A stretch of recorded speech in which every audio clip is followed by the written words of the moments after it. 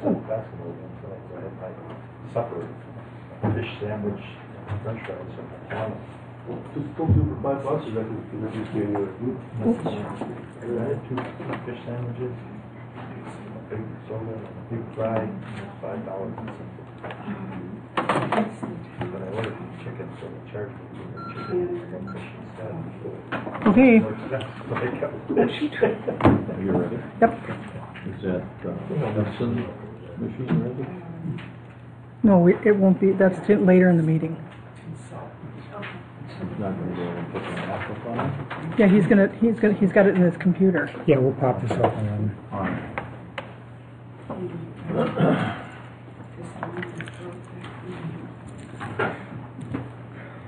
Gentlemen, Supervisor members, Plan Commission members. Okay. Town of Vernon Board of Supervisors and Plan Commission joint meeting called to order for Wednesday, February 13th, 2019, 6 p.m. All rise for a pledge to the flag. I Pledge allegiance to the flag of the United States of America and to the republic for which it stands, one nation, under God, indivisible, with liberty and justice for all.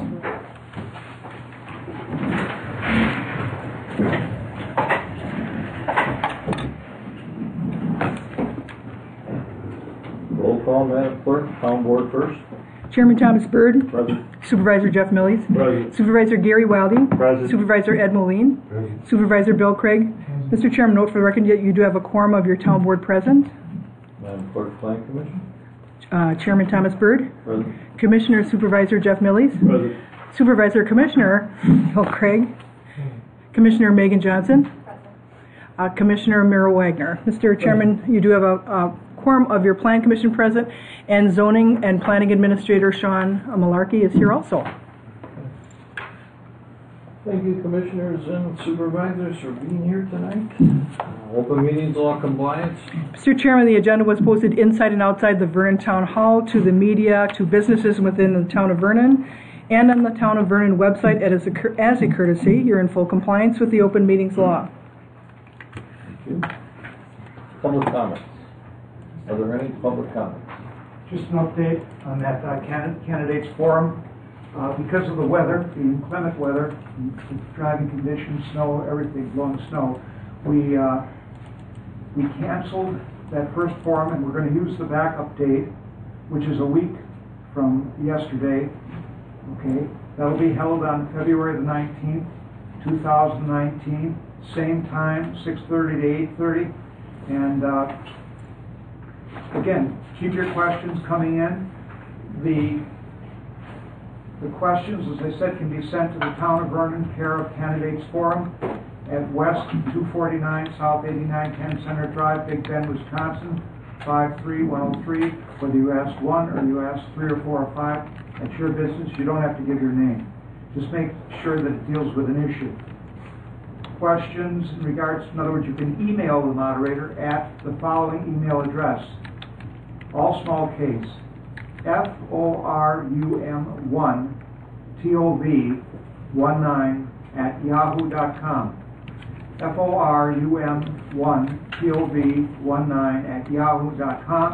And again, the doors open at 5:45. It starts at 6:30.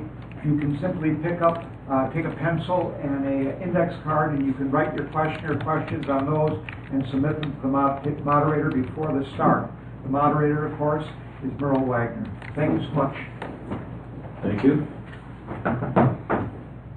Any other public comments? Any other public comments? Record shows no other public comments.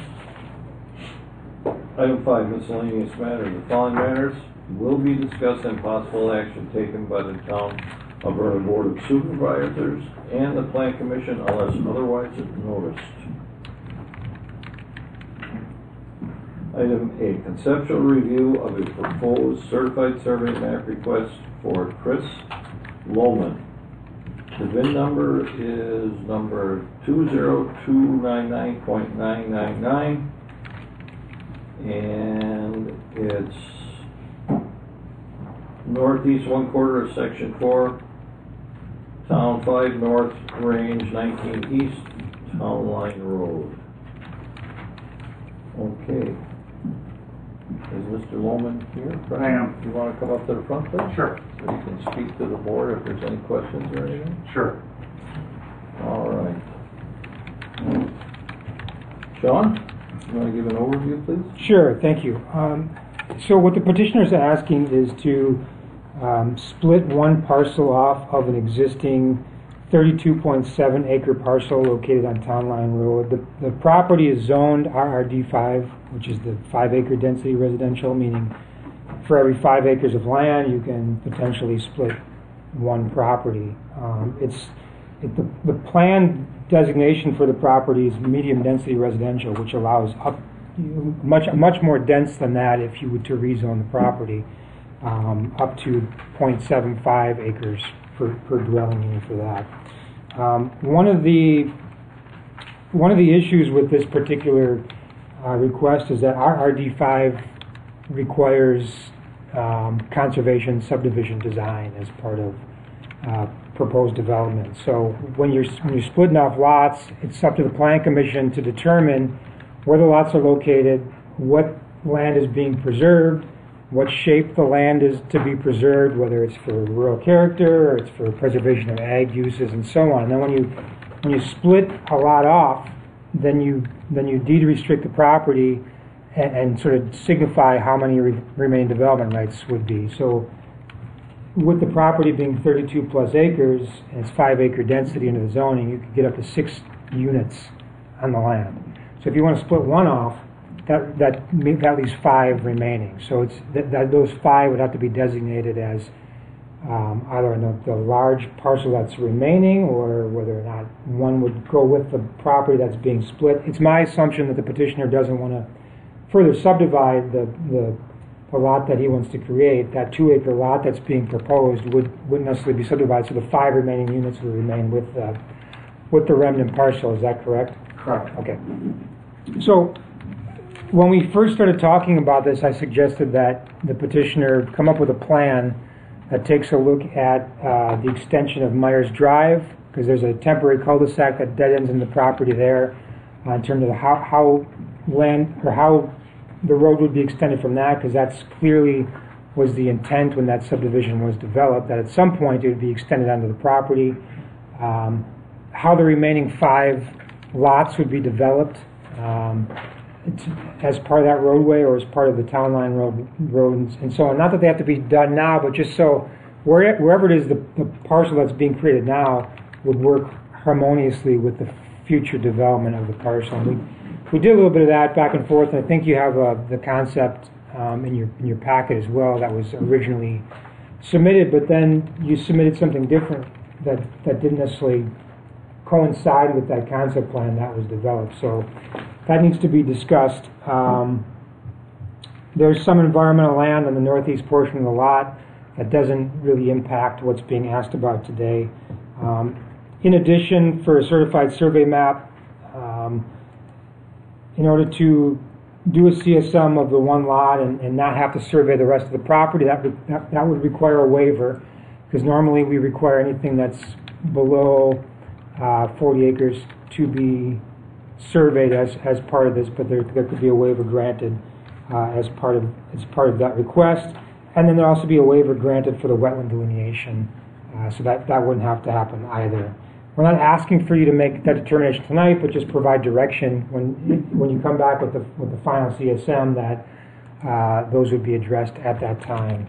So I think Attorney Macy raised some questions too when he took a look at this property, and one of them is because what's being proposed really isn't, there's no concept here, there's one lot, there's not a conservation subdivision here in terms of development, is whether or not this should stay zoned RRD5 or should be zoned something different that's closer to what the future land use plan shows as a medium density residential. It doesn't require the conservation development. So that's one way to approach it. The other way is to say, yes, we can do one lot, deed restrict the rest, and then maybe put a condition on that said anything else that would happen as part of development would need to either be done as part of a conservation subdivision at that time or rezoned appropriately as well. So that's all I have as an overview. I'm open to discussion. So, this is for Plan Commission, this isn't Town Board. Town Board will get a whack at it after, but he's coming in front of the Plan Commission to ask what we think he should do with this, correct? Yes, sir. Basically, my goal is I grew up on Town Line Road. My mom lives up the road. My uncle, Walt, and Aunt Shirley are the ones that own the land. So they offered my wife and I a lot so we could build a house, and on the family farm, if you will. So a 2-acre lot right by Betty Pecca's, so kind of on the corner of Double X and Town Line, if you're familiar with that. So the hard part with my uncle was, if any of you know my uncle, I'm assuming he's lived there all his life basically. When the idea of creating a subdivision map and showing my uncle that I had to create a subdivision to divide that I'm not saying go over well. My uncle does not want to subdivide. My uncle, if he was 1 year old, would farm that land for 120 years. So there's no like, okay, we're going to extend this road and make a subdivision. My uncle wants to give my wife and I 2 acres kind of in the corner, most portion of his lot, of his land to build a house. That's really about it. So, and Sean and I kind of we talked about it a lot in making that subdivision plans.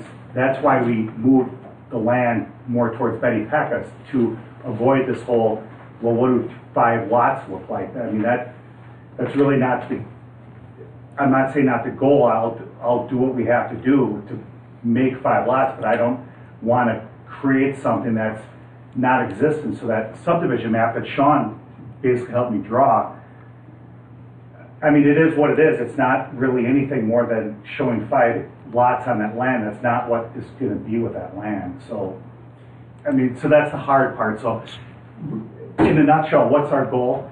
To have 2 acres and build a house and have like a second garage, so our kids can want to go to school district. We live in Racine now. So with that in mind, one way might be to handle it is if you did allow this particular split to occur, we could, since there doesn't seem to be a desire to actually divide that land at any time in the near future. Correct.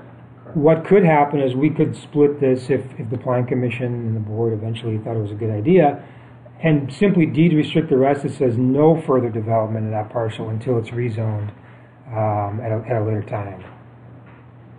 So that would give them the 1 lot, and basically saying you're not going to split that under any scenario until it's rezoned in the future. Well, my thoughts, I didn't get a chance to talk to you because I find it's easier not to be at the planner meetings because I don't stick my 2 cents in there then. I stick it in now where it should be. I, don't try to drive the bus. There is, you come off of Myers Drive and down to the end, there's no cul-de-sac, that road, there's nothing on the plans, and then it goes right into the south part of that property that butts up against Verta Vista Drive and those lots up there. That's conservancy.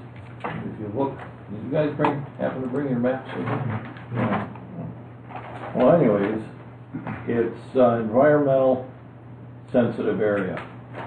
So that is, you only can disturb so much of that. Okay.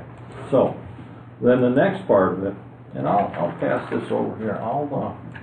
Let me just put this with a mark here. You'll see where Myers Drive is, and then you'll see the property right to the north there. You guys can take a look at that. It's that brown, so that's actually residential, but it's not that. It's RRD5, correct? Correct. So if you look at the rest of the subdivision around there and have to match that, my thoughts would be that that should match that. Someday that's probably going to be rezoned. I know your uncle doesn't want to do that or whatever, but I'm a realist. yeah. I know what's going to happen to that land when my uncle and aunt are gone. Oh, sure. And it's not going to be 5 acres for 27 acres. It's going to be It'll be rezoned with that rezoned by Belvin or subdivision. Blinsky or somebody, Right. and then there'll be as many houses as they can put in there. And again, I don't take that lightly, what my uncle's offering to my wife and I. But I'm a realist, and I don't want to disturb it, and I want to make sure. We don't want to make your uncle upset where he says, I'm not going to give it to you. Well, I mean, we're working out what we're gonna do with that, but so, and I've never gone through this process, so I'm not exactly sure what to do, you know. So this is kind of the first step forward, and we want to. Hopefully, the goal is in the next 6 months or so do something. Just so you guys. Do you want to pass that down to Megan? All that problem is conservancy? No, the green stuff. The green Just is the conservative. I got it. And the brown is the overall residential. Yeah. The 0.75 to 1.5, correct? Right. Which is what matches those other the other subdivision, Myers Drive subdivision and Vernon. That's all up in there. So, So, Mr. Chairman, are you saying that when it gets developed, you're saying it probably should develop similar to the surrounding subdivisions and not like RRD5, not a clustered conservation development necessarily? that's what I'm thinking. So then does that lend a little bit of weight to what I'm saying, is that just let's put it on hold for now, deed restrict it until it gets rezoned in the 'Cause future? I don't want to step in a family matter. That's disaster. And with the property up in the corner, right now it's not affecting the rest of the land, or they can worry about developing. Tucked away Yeah. for now. Right. And I guess one thing is I don't want to affect it. I mean, the other stuff's going to just remain being farmland. So, Right. in just the 2 acres. Megan, what are your thoughts? Did you get a chance to look at? I did, yes. Merle, did you get a chance? Yeah, okay. So a piece of clarification, I mentioned before that, so our land division ordinance states that parcels greater than 40 acres in size may be excluded from the procedure for a CSM if there's a waiver granted.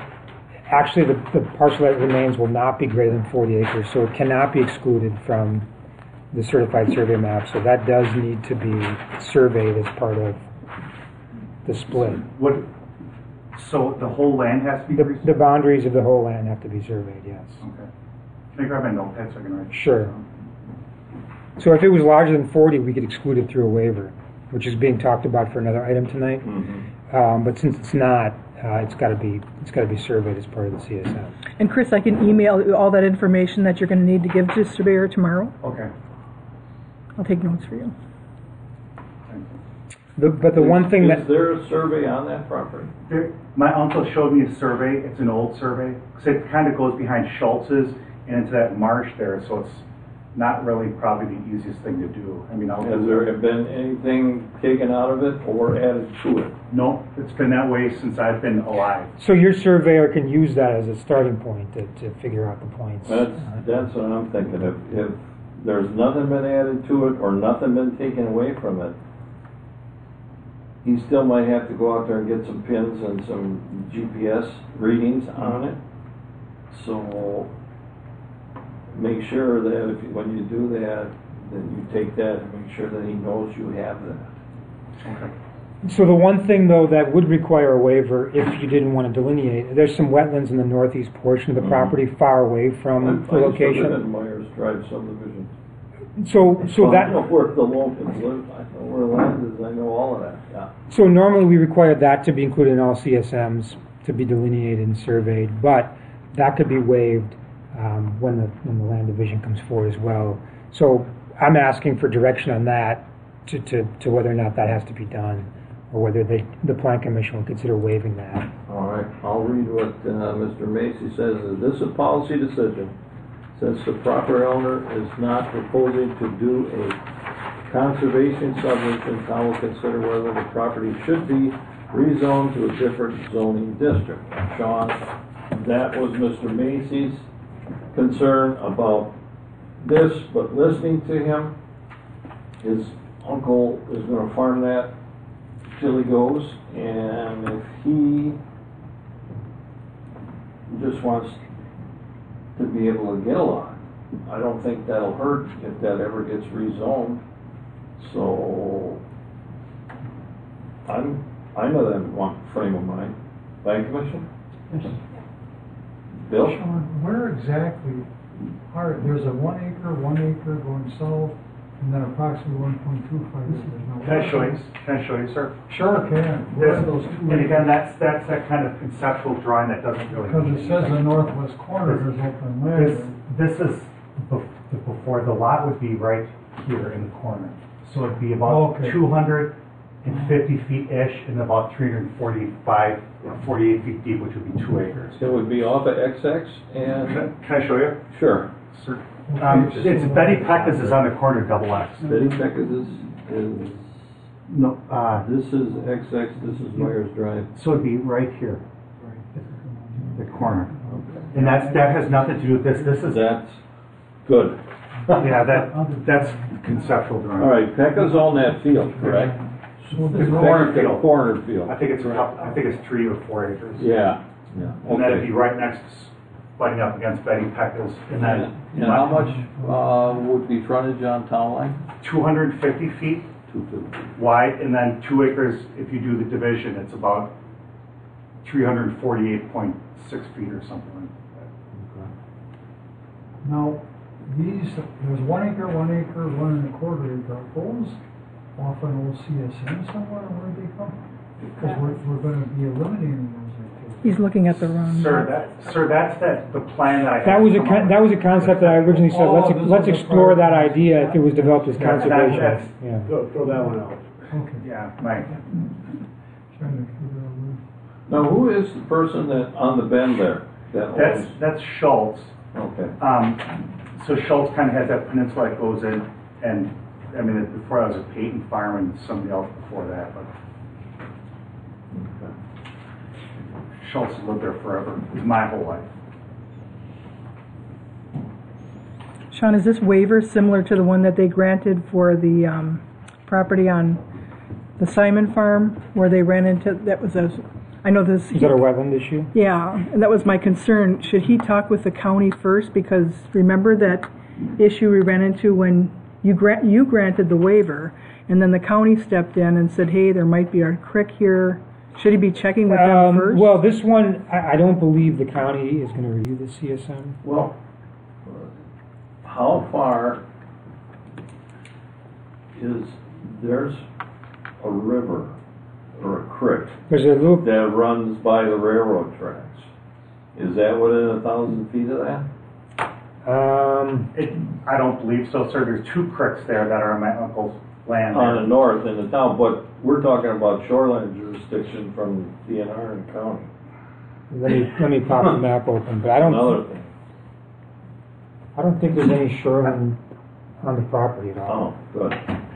Good. No, so really, this is just a matter of saying, we know there's a wetland there, but it's got nothing to do with where your house is going to be, so... I'd rather ask the question now. Yeah, exactly. So I want to answer whatever questions I can.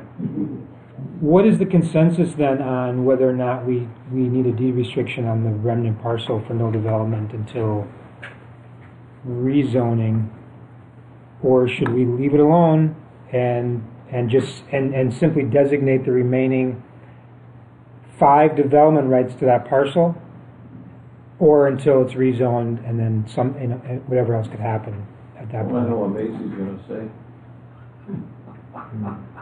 If it's on the face, you're talking about putting it on Not the on face? the face, not on the CSM, but Okay. so the remnant parcel, so there's 32 acres there. If you take the 2 acres off, there's be a 30-acre remnant. A deed restriction filed on that 30-acre remnant, so there's 5 remaining development rights on that piece of property under the current zoning. unless it's rezoned to something more dense later on. Right. What do you think, Merle? It's the only way to go. Megan? Bill? Yeah, I would say, the rest would be determined at a later date, but at least we'd have control over what happens eventually. Yeah, because if they go to sell that land, it's gonna be, they're gonna want to rezone to further develop it at that time. and- Yeah, whoever gets it or whatever will, you know. And then it just, actually solidifies, and it's good for your uncle because it's gotta stay the way it is and it'll stay the zoning the way it is. You won't have to change anything. Karen, is that something that you help the applicant with in terms of filing a deed restriction? We've got a template for that. It just has to be, redrafted to Sure. conform to his division. So we really don't need any vote on this. No, we don't. This Just- is it was just basically feedback. just to talk and conceptual. Okay. So you can work with Sean. You've got all your questions Yeah. answered then, Sean? Yep, next step is just to submit your CSM after you talk to your surveyors and provide them a copy of the existing survey for the property. Karen mentioned she'd get you the checklist of items that need to be addressed as part of that survey. And then moving forward, just make appointments with you, Karen, to come here and. Yes. And as you get I'll help you with that. I appreciate it. Thank you very much. You say you're gonna put another, storage shed on the property eventually? I'll tell you, it's not a secret. We want to build like a 2,100 square foot ranch house.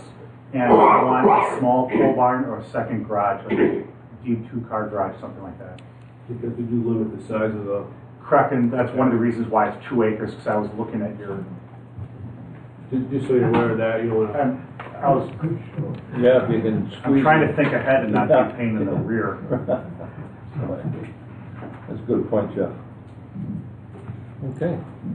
All right, Mr. Woman, I think Thank you, I appreciate your time. We'll put the consensus for All the right. plan commission on this, or with the covenant or deed restriction, that's by consensus. Of noting the 5 remaining. Okay. Number 2029-999, and you look at But our agenda. it's not official, the just 9 directions. so I don't Yes, know if we that's, need to not a form of, I make just, some change just to avoid confusion later on. In other words, if we put on our agenda. Oh, for the VNT? Yeah. You're talking about the VIN number? Right, just drop the last 9 on the agenda, and then it would be correct. You, Sean's report number 4, VNT 2029-999, I'm sure that's correct. No, I don't know about that. We'll see. Oh, you don't? Oh. I mean, I'm not infallible. I Let's thought check. there was a warranty with that. yours is right, Sean, 202-9999. and I got it off for you. okay, we need to take the 2 off of the agenda. The 2? Okay. No, Just one 9. The Yeah, last I took the nine. 9 off, but I didn't take the 2 off. 1-9, correct.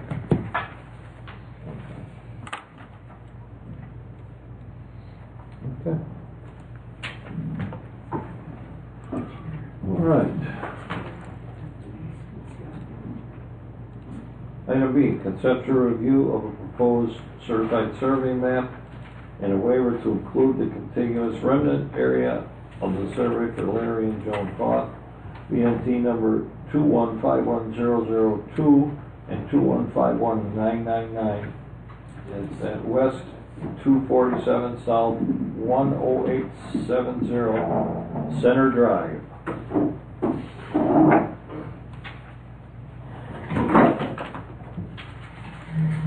Well, good evening, commissioners and board members, and Sean.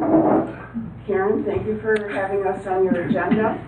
I'm Joan Coth, and this is my husband Larry Coth, and representing Norris Adolescent Treatment Center is Denise Pills.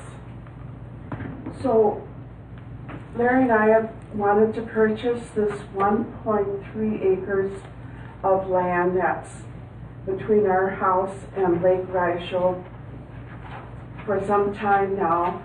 So we've been in discussion with Denise from Norris and the county board, the county plan commission, and recently Mosquito planner. And so basically, we're here to ask you for a waiver. I'm not doing what you need to do, huh? Just talking here. We're asking for a waiver so that we can have the certified survey map look at just the 1.3 acres and not the whole 85 plus acres which Norris owns. I'm going to answer any questions and give you any more details to this that you would like. We're part of the Lake Reichel subdivision, lot number 7 on the most recent maps. Our lot, which has a house on it, is currently zoned R1, and the property we wish to purchase is AD 10.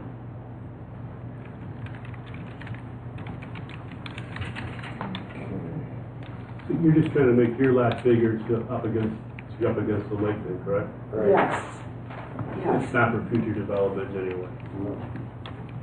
We have no intention of developing that area. We want to put a conservation easement on it besides.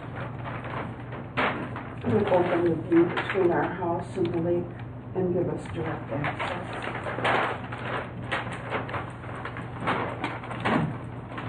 Okay, Sean, go ahead.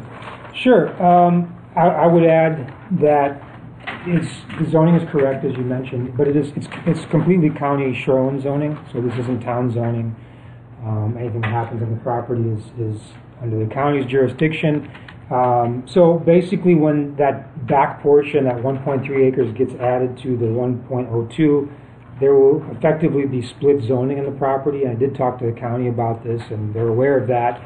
They decided as staff that they weren't concerned about that, since there would be a conservation easement on the back half, the 80-10 zone portion of the property, so it wouldn't be developed anyhow, so they wouldn't be concerned with the zoning district. So I don't know if I have necessarily heartburn about that. I also wanted to point out our comprehensive plan, the town's comprehensive plan, shows the residential lot as medium density residential. The area that's going to be added to it is actually planned for educational, institutional, and utility, which makes sense based on the current use. So again, the comp plan is going to divide those lines, and again, because there's a conservation easement on that back half of the property, I don't think it's necessarily a big deal that the back half of their residential lot would be planned for public, institutional, etc., since it's not going to be used for anything but open space.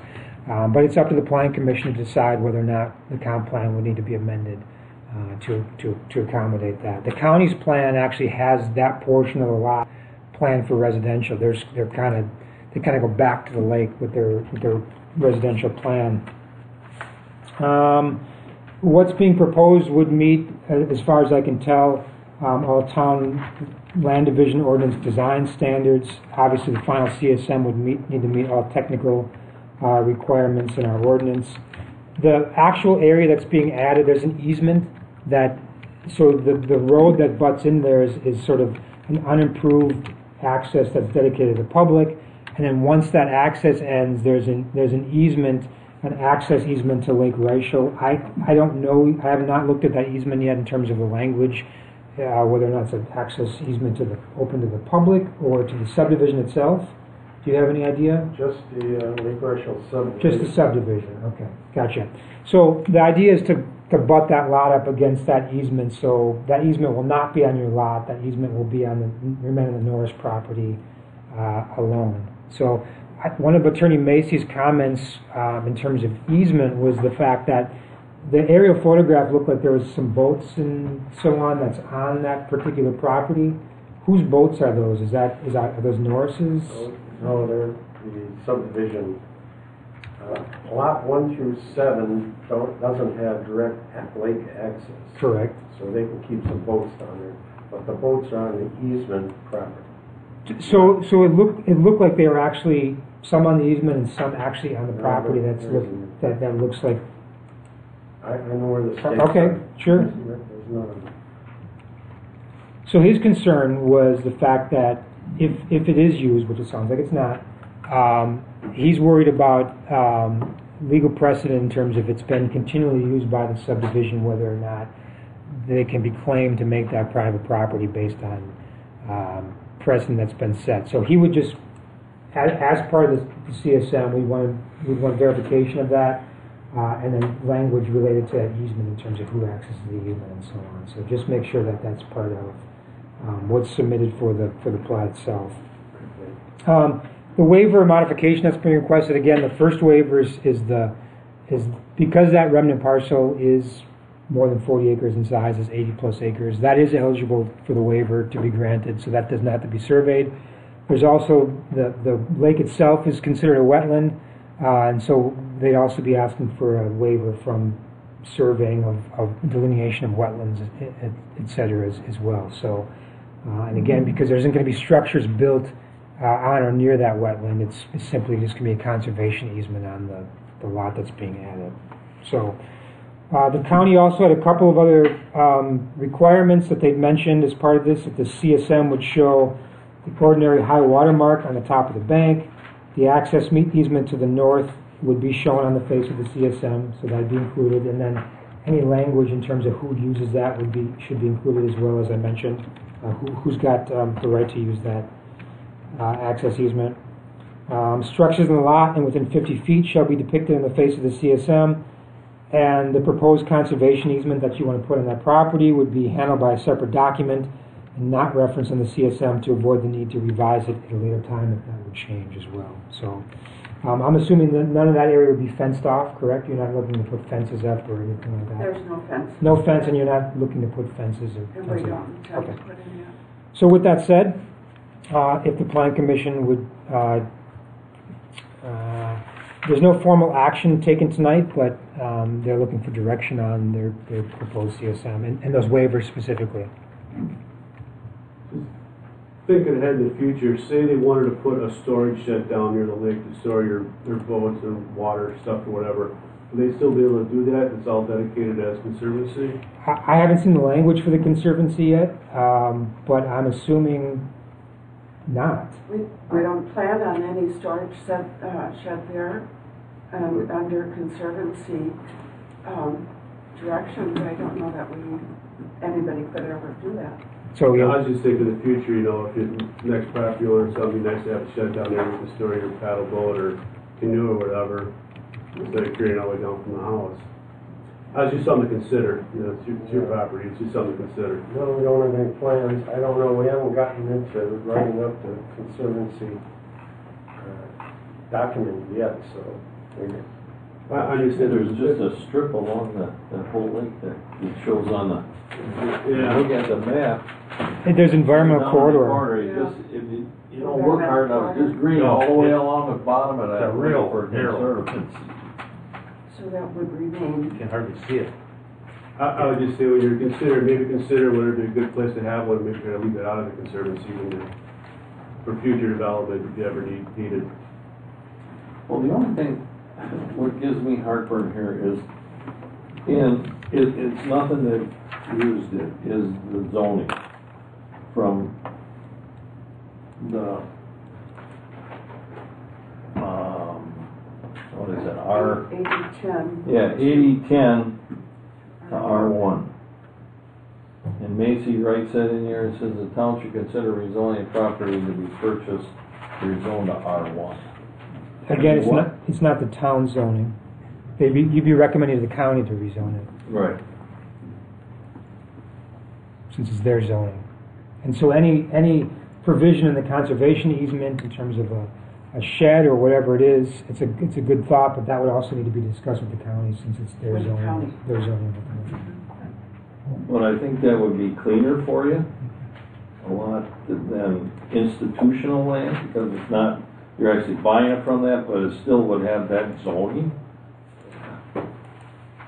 If you ever wanted to sell it again, somebody else said, well, why, But they were also talking about eliminating our easternmost boundary and make it one continuous lot. So that would make, You'd have to that change, wouldn't work either. that wouldn't work either then. You'd still have to keep the two lot lines Yeah. if you kept that zoning the same, wouldn't you? You don't necessarily have to do that. You can have a property with zoning that's split. It's not commonly done anymore. It was done much more in the past, where there'd be a property with a zoning line that went down the middle of it. All that does is make heartburn for people down the road. It is potentially problematic, and that was Attorney Macy's point, is that, you know, there's questions and what can you do with this part versus that part, because they have split zoning. Again, it's the county's jurisdiction, but you certainly can make a recommendation as to what you think is the appropriate. They had told us they would make it R1. They would rezone it to R1, because that's not what I was told, but that would make sense. That would make sense. Yeah, we're not That would asking make for more anything sense. different than all the other 6 lots south of us. They're all R1 All on one, and right. all one lot. Ours was initially split before we bought it. So, you know, why the town did that at that time, I'm not certain, but It's probably because it was, we're looking for Norris land. one lot at this time. that's why. I wasn't there then, I have no idea why they did that. Well, No, why the probably the Russells- people that formed the lots didn't own that property, and that's Yeah. why it split off like that. Well, it was lowlands, and Yeah. I imagine that was a part of it. Commissioners? Anything? Board members? Anything? Bill? I see you thinking over there. I see the wheels turning. Tom, you kind of hit on one concern I had. I'm totally in favor of this, but my feeling would be to eliminate that common property line to avoid future confusion, where someone, not the Colts, but say 2 generations from now, decides to sell off that separate parcel, and it isn't caught by the town and whoever. Yeah, because they got access to it. They've got access. That is the idea, is to combine it as part of the lot, correct? Combine the 2 lots and eliminate Yes. that boundary line. And we've got a real thing with creating, to me, that they would fall under the flag lot deal. And since we have our house on our lot already, nobody would be able to put another house on the 1.3 if it's zoned R1. Well, there's well, I don't want to go into the history or whatever, but it's been done, and it's not. So help me understand, what's the flag lot issue here? That because there's an easement there, Uh-huh. there's access to that lot. The very large lot. The one in the back toward closest to the lake. But that's Well, private. there's only one lot, it's all one lot back there right now. It's all one lot. The right-of-way hits it, and the easement goes to the water. So there's only one big lot back there, and they just want to take a portion of that lot and combine it with theirs outside of the easement area, to the south of the easement area. So you're just creating one lot that goes from Center Drive back to the lake, but there's no flag lot, because the access We know point. there's no flag lot, but if you don't move that lot line or take that lot line away from there. Oh, it's a lot without access then, yes. Yes, that's the point, yes. And that's what we call a flag lot in the town. And we don't, Where is the flag though, if there's no access? it's just what it's called. Gotcha. So, but they want to combine. Yeah, That's that's what they not want to do, what. that's fine. That'd be the best. Change it all to R1. And how about the waivers? Is that something that we're asking? So even though this is conceptual tonight, we're asking official granting of the waivers from surveying the remnant parcel and from including the wetlands in the CSM. Well, like you said, they fall under the 80 acre or the 40 acre. Right, which isn't default grant. The waiver still has to be given, but Right. yes, it's a very large property where almost all of it has nothing to do with what's being looked at tonight. Does the Plan Commission need to make a motion on those? The Plan Commission officially has to grant the waiver for those. So there is an item in my staff report item number 1 is the actual waiver.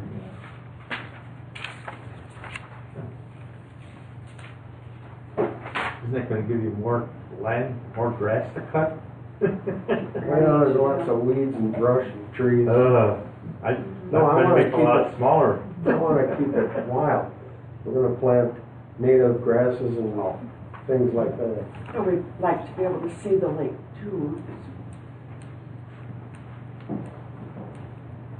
It's also very spongy down there. You can't do much of that. I didn't know it's pretty.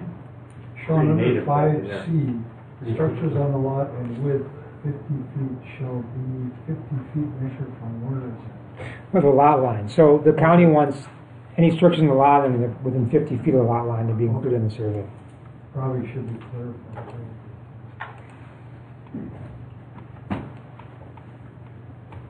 So this is plan commission issue. Plan commissioners, what do you want to do? I'll make a motion to grant the waiver, to exclude the surveying of wetland and, what was the other one, Sean? The remnant parcel greater than 40 acres to be surveyed. Yeah. Favor of making a motion to grant those waivers. I'll second.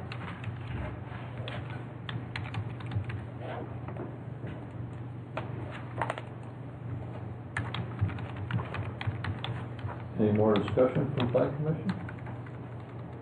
All those in favor? Aye. Opposed? Ayes have it.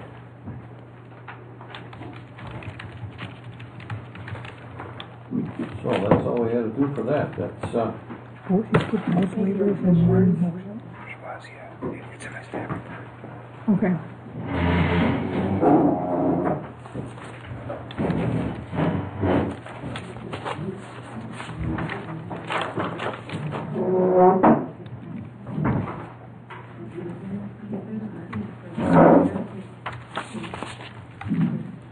so then they'll work with you and get that all set up, and then they'll be back. They'll be back with a actual certified survey map, Survey map. and then the rezoning will be handled as well as part of a public hearing. They'll probably work with the county more. The county will probably have the hearing Yeah, there. they're not gonna work with us on That that. takes care of the question they Are they said aware? about, Excuse me? not part of the public access, proving that that land is not part of the public access. Yeah. Your certified survey map, will that qualify where the lot Yes, lines are? correct, And you won't have to worry about the public access. correct. I just want to make sure we're covering. That's a good point.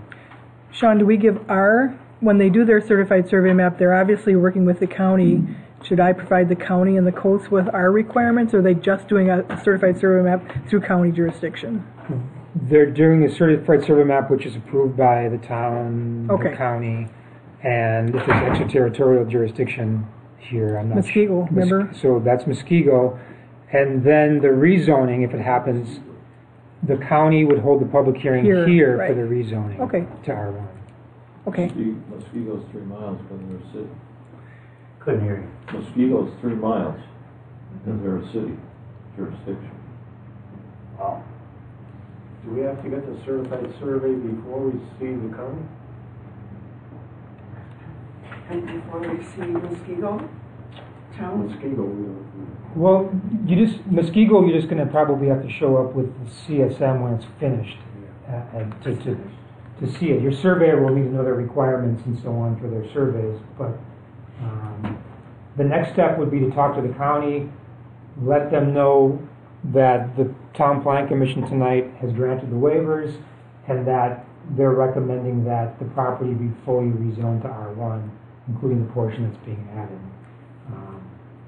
And so you bring back your CSM to us, and then they hold a public hearing for the rezoning here. oh. Muskego public hearing here. No, Waukesha County public hearing for the rezone. Muskego is just a formality, but they're gonna wanna see your final and some money. and some money. They always want money. And your check. So we'll get a letter from you showing that we got the waiver? I'll email them tomorrow, Sean. Okay, sounds good. It's not a formal letter because this wasn't the approval wasn't official for a CSM, but in the records the waiver was granted and Karen can follow up. I'll send it to the planner of the day, and they'll send it to the appropriate agent you're working with. Sounds good. And we'll work with the county with your CSM. All right. Thank you. Thank you. All right. Item C. Plan Commission action only request to construct an accessory building 45 by 72 with a 10-foot by 72-foot overhang for Andy Cartwright located at South 99, West 22265 Cartwright Court. Public comments will be heard if there are any. This is not a public hearing, but Karen did send out some cards, so if there's any public here, we would entertain the availability that the floor is open for public comments. Any public comments? Does anybody want to hear the proposal? No. I just want to hear them now, and then they can make them again. But Oh, they may okay. have more. There are no public comments, so go ahead, Sean. Thank you, Mr. Chairman. So, as you mentioned, what's being proposed is an accessory building. It totals 3,240 square feet in size. It measures 23 feet 6 inches to the peak. Any building that's over 3,000 square feet needs approval by the Plan Commission, so that's why I'm in front of you today. It meets all setback requirements, all offset requirements, and so on. The height is larger than is typically allowed. 18 feet is the normal height, but as you know, if you are set back additional feet from the lot line, you can go up to 10 feet higher than is allowed, so you can go up to 28 feet if required. They're only going to 23 feet 6 inches, which required them to be set back or offset an additional 6 feet from the eastern property line, which they have done. They're showing 26 feet off of the property line. And that's it. So it seems pretty straightforward. They have provided drawings of what the building would look like. It is officially what you're looking at. The Plan Commission should determine whether the requested building would be consistent with the general intent of the chapter, whether the request, if granted, would adversely affect property owners in the surrounding area, and any other facts that may be relevant to the application. Upon consideration of these factors, but without necessarily making affirmative findings thereon, the Town Plan Commission shall determine whether the accessory building application is objectively reasonable. I'd also point out that the nearest homes to the proposed accessory structure, besides the property on the residence, are 350 feet to the northwest, and it should be 450 feet to the west. If the Plan Commission chooses to approve the accessory building, I have outlined 11 standard conditions, including one that states that a deed restriction would be recorded on the property, stating that the building cannot be used for commercial or industrial purposes.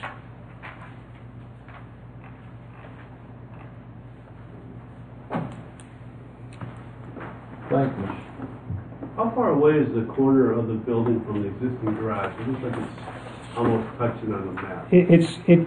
I think it's deceiving. It's actually 22 and a half feet off. Let's double check that. Yeah, 22 and a half feet. That would be without the porch on there, Sean, it would be the 22 feet. 22 feet? Yeah, because we had the overhang on and thought about keeping it as a porch, but the more I thought about it, we decided just to table that for now, and if it's something we want to do later on, we can always add it on. So it would just be the 45 by 72 building, and then it would be 26 feet off of the east property line, and it would be like 22 feet from the house. If you go in there, technically, it said 10 feet. 10 feet's required, right. That's right. So you're saying then that the porch is the overhang, the roofed area is not being proposed anymore? Correct. No. Okay, so you're not asking for approval of that? No. Okay. No, just the building. 45 by 72.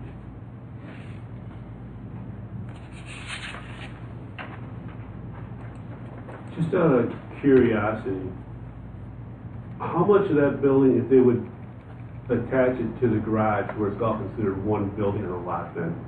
I mean, you have to have, is it just a corner touching, or what would be? To not be considered an accessory Yeah. building? Off the top of my head what that requirement is. I mean, it's so close already, and in the future, if they were to, development or add another building.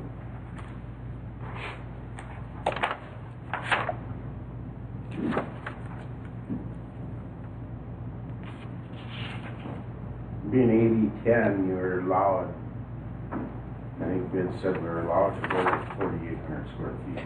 That's not, we only allow 2 accessory buildings, but obviously you find you need something more in the future. For quantities, yeah, we don't have a specific provision. I know other places do. Sometimes it's if you have a breezeway attaching or something, as long as it's a certain width, it's enclosed and so on, it can be considered part of the building. But there is no provision in its code for that. It just seems so close, like it was almost touched on the map. Yeah, but it is 22 feet off. So Yeah. With the 10-foot porch, it would have been like 12 feet. And, it's rough idea. I mean, once I did get it surveyed, we'll know more appropriate, But it's just a chicken scratch drawing with me. Would you consider a 68-foot building more than 74? That would bring you right in under the maximum 3,000. And we wouldn't even have an issue, overall square footage. right. So, but he's already here in front of you tonight. I mean, he's already spent the money. He's here for the approval.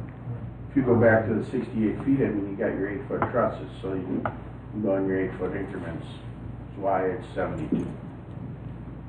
Mine just says 68 rather than I figure like 69. You know what I'm saying?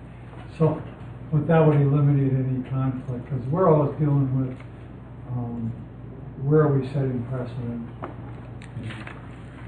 And you're actually in a favorable spot because you're backing up to the bank wall property, correct? Well, you don't want to get me started, please. Andy, be good boy. A large property, open wound there. But anyway, that would be my suggestion to consider. So just to clarify, the 3,000 is where, so if it's under 3,000, it would just require a zoning and building permit. It would never get to plan commission. But anything over 3,000 requires plan commission approval. It's not that it's not allowed, you just need to look at it in context in terms of whether it fits the surroundings and so on. He could theoretically ask for more than that, but you obviously look at the situation as to whether or not it's And I approvable. assume, Sean, that we never, like a lean-to like Sonia, which looks fine, but that's never included as building area because it's not fully enclosed, correct? Because it's not enclosed, correct.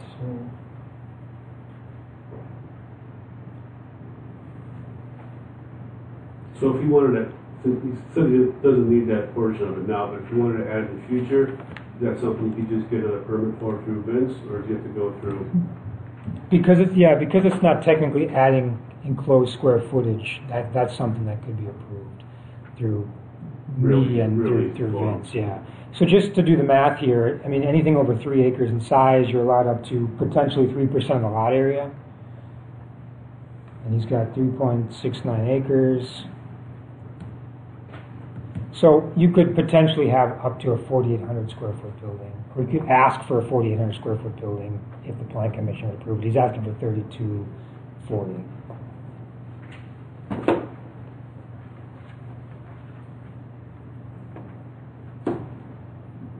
That'd just be a monster, 4,800 square foot. I'd have to go buy some junk. Yeah, you'd have to fill it up. I think with your wife something. would divorce you, Andy. I might have to live in the building if I do that. Or you just put some curtains on that lean-to.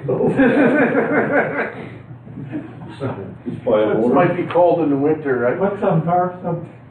buy a trailer and move the trailer inside. That's what it's going up for. Oh, there you go. Bill, I see where you're coming from with that, but that's not what he wants. I don't, it's, far enough, well, how far off the road is that? That's almost all the way. We're on the backside of the lot. I mean, it's an Yeah. L-shaped piece of property. I mean, the front piece, front acre there, I really can't do anything with. It's over almost, well, it's 525 for that lot line on that side, and that's 40, so it's over 500 feet from the road almost, huh? Yeah. Yeah, and that's why it doesn't seem like that big of an issue to me, because we're located, but then again, who's the next person coming in wants 500 additional too. So that's, Well, according to everybody around me and all the neighbors, they said, have at it, do what you need to do. And one of them said, I said, well, the meeting's tonight, come on, let's go. They said, no, you don't need us. Merle? Megan? I don't see any problem. I don't see a problem. Only people that see it, Right, laser after tag that. people. Yeah, it's only Doug that's gonna see it. That's all that's out there is that laser tag building. And he hasn't That's a lot called. bigger than your building. He hasn't called to object. No, he's in, he's on a mission trip, Purdue. Ooh. No, I'm fine with it. I was gonna say, sure you don't want it bigger for, you don't have to build it bigger, but you can get permission to get it bigger if you ever need it to be, since you're here.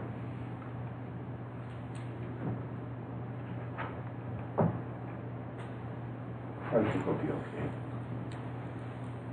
Are they I making don't see anything bigger than motions? that. Or It just seems one? like the way what size you built, the other was bigger, but with its full. Yeah, I know, a lot of people have told me that already. It's already bigger than what I Okay. was gonna additionally propose. My wife was the instigator and said, come on, go for more. Then I came home and told her, I says, oh, we could go 4,800 square feet, and she went.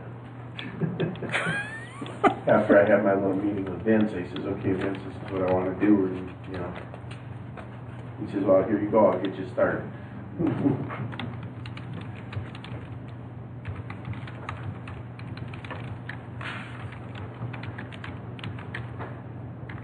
Kinda nice when there's no snow, I like it when it snows a lot. It's fun watching those kids run through the snow playing paintball.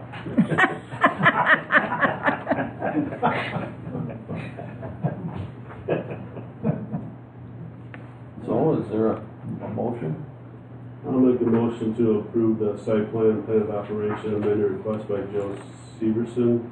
No, That's the no. wrong one. Hang on. I'll second. Wait, he's got to make the right That's wrong. motion. Yeah, I gotta get- We gotta get it right first. I keep ahead of myself. I'll make a motion to approve Cartwright. The accessory the building, accessory building for Andy Cartwright, based along with, 11? 11, some conditions? 11 conditions, yeah. 11 conditions.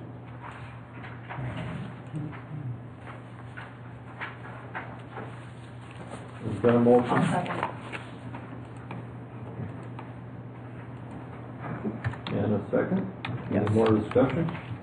I would like to, I guess I'm not opposed, but I would like to have some kind of coverage put in that motion to the effect that, plan commission and board felt that because the property is such and such off the road, can't be seen, that the exception would be excluded. it is in his condition number 1.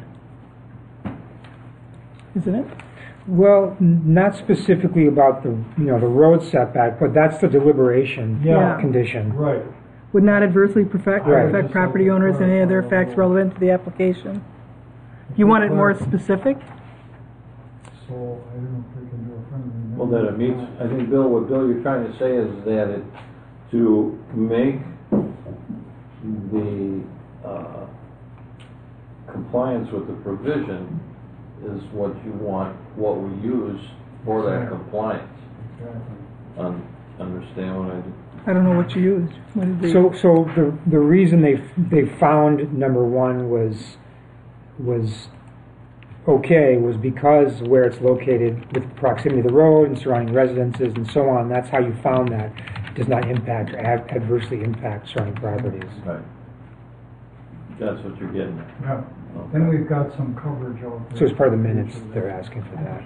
Not as part of the condition itself, but just as part of the minutes. Oh, okay, because it's pretty. You got it pretty clear in 1. Okay.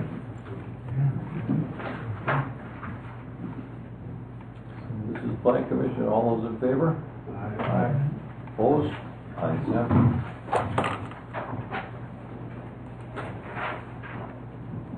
Thanks for the time, folks. Okay, thank you.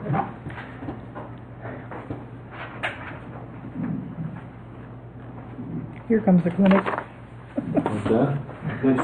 That's the Joe in the back. Okay, item D, Clinton Veterinary Clinic and Doggy Daycare Site. Site plan and plan of operation, BMP, the VIN number is 20539970003. And it's located at South 74 West 24255 National Avenue. Mr. Clinton? No, Severson. Peterson? Clinton, Big Ben? He's related to Bill. Okay.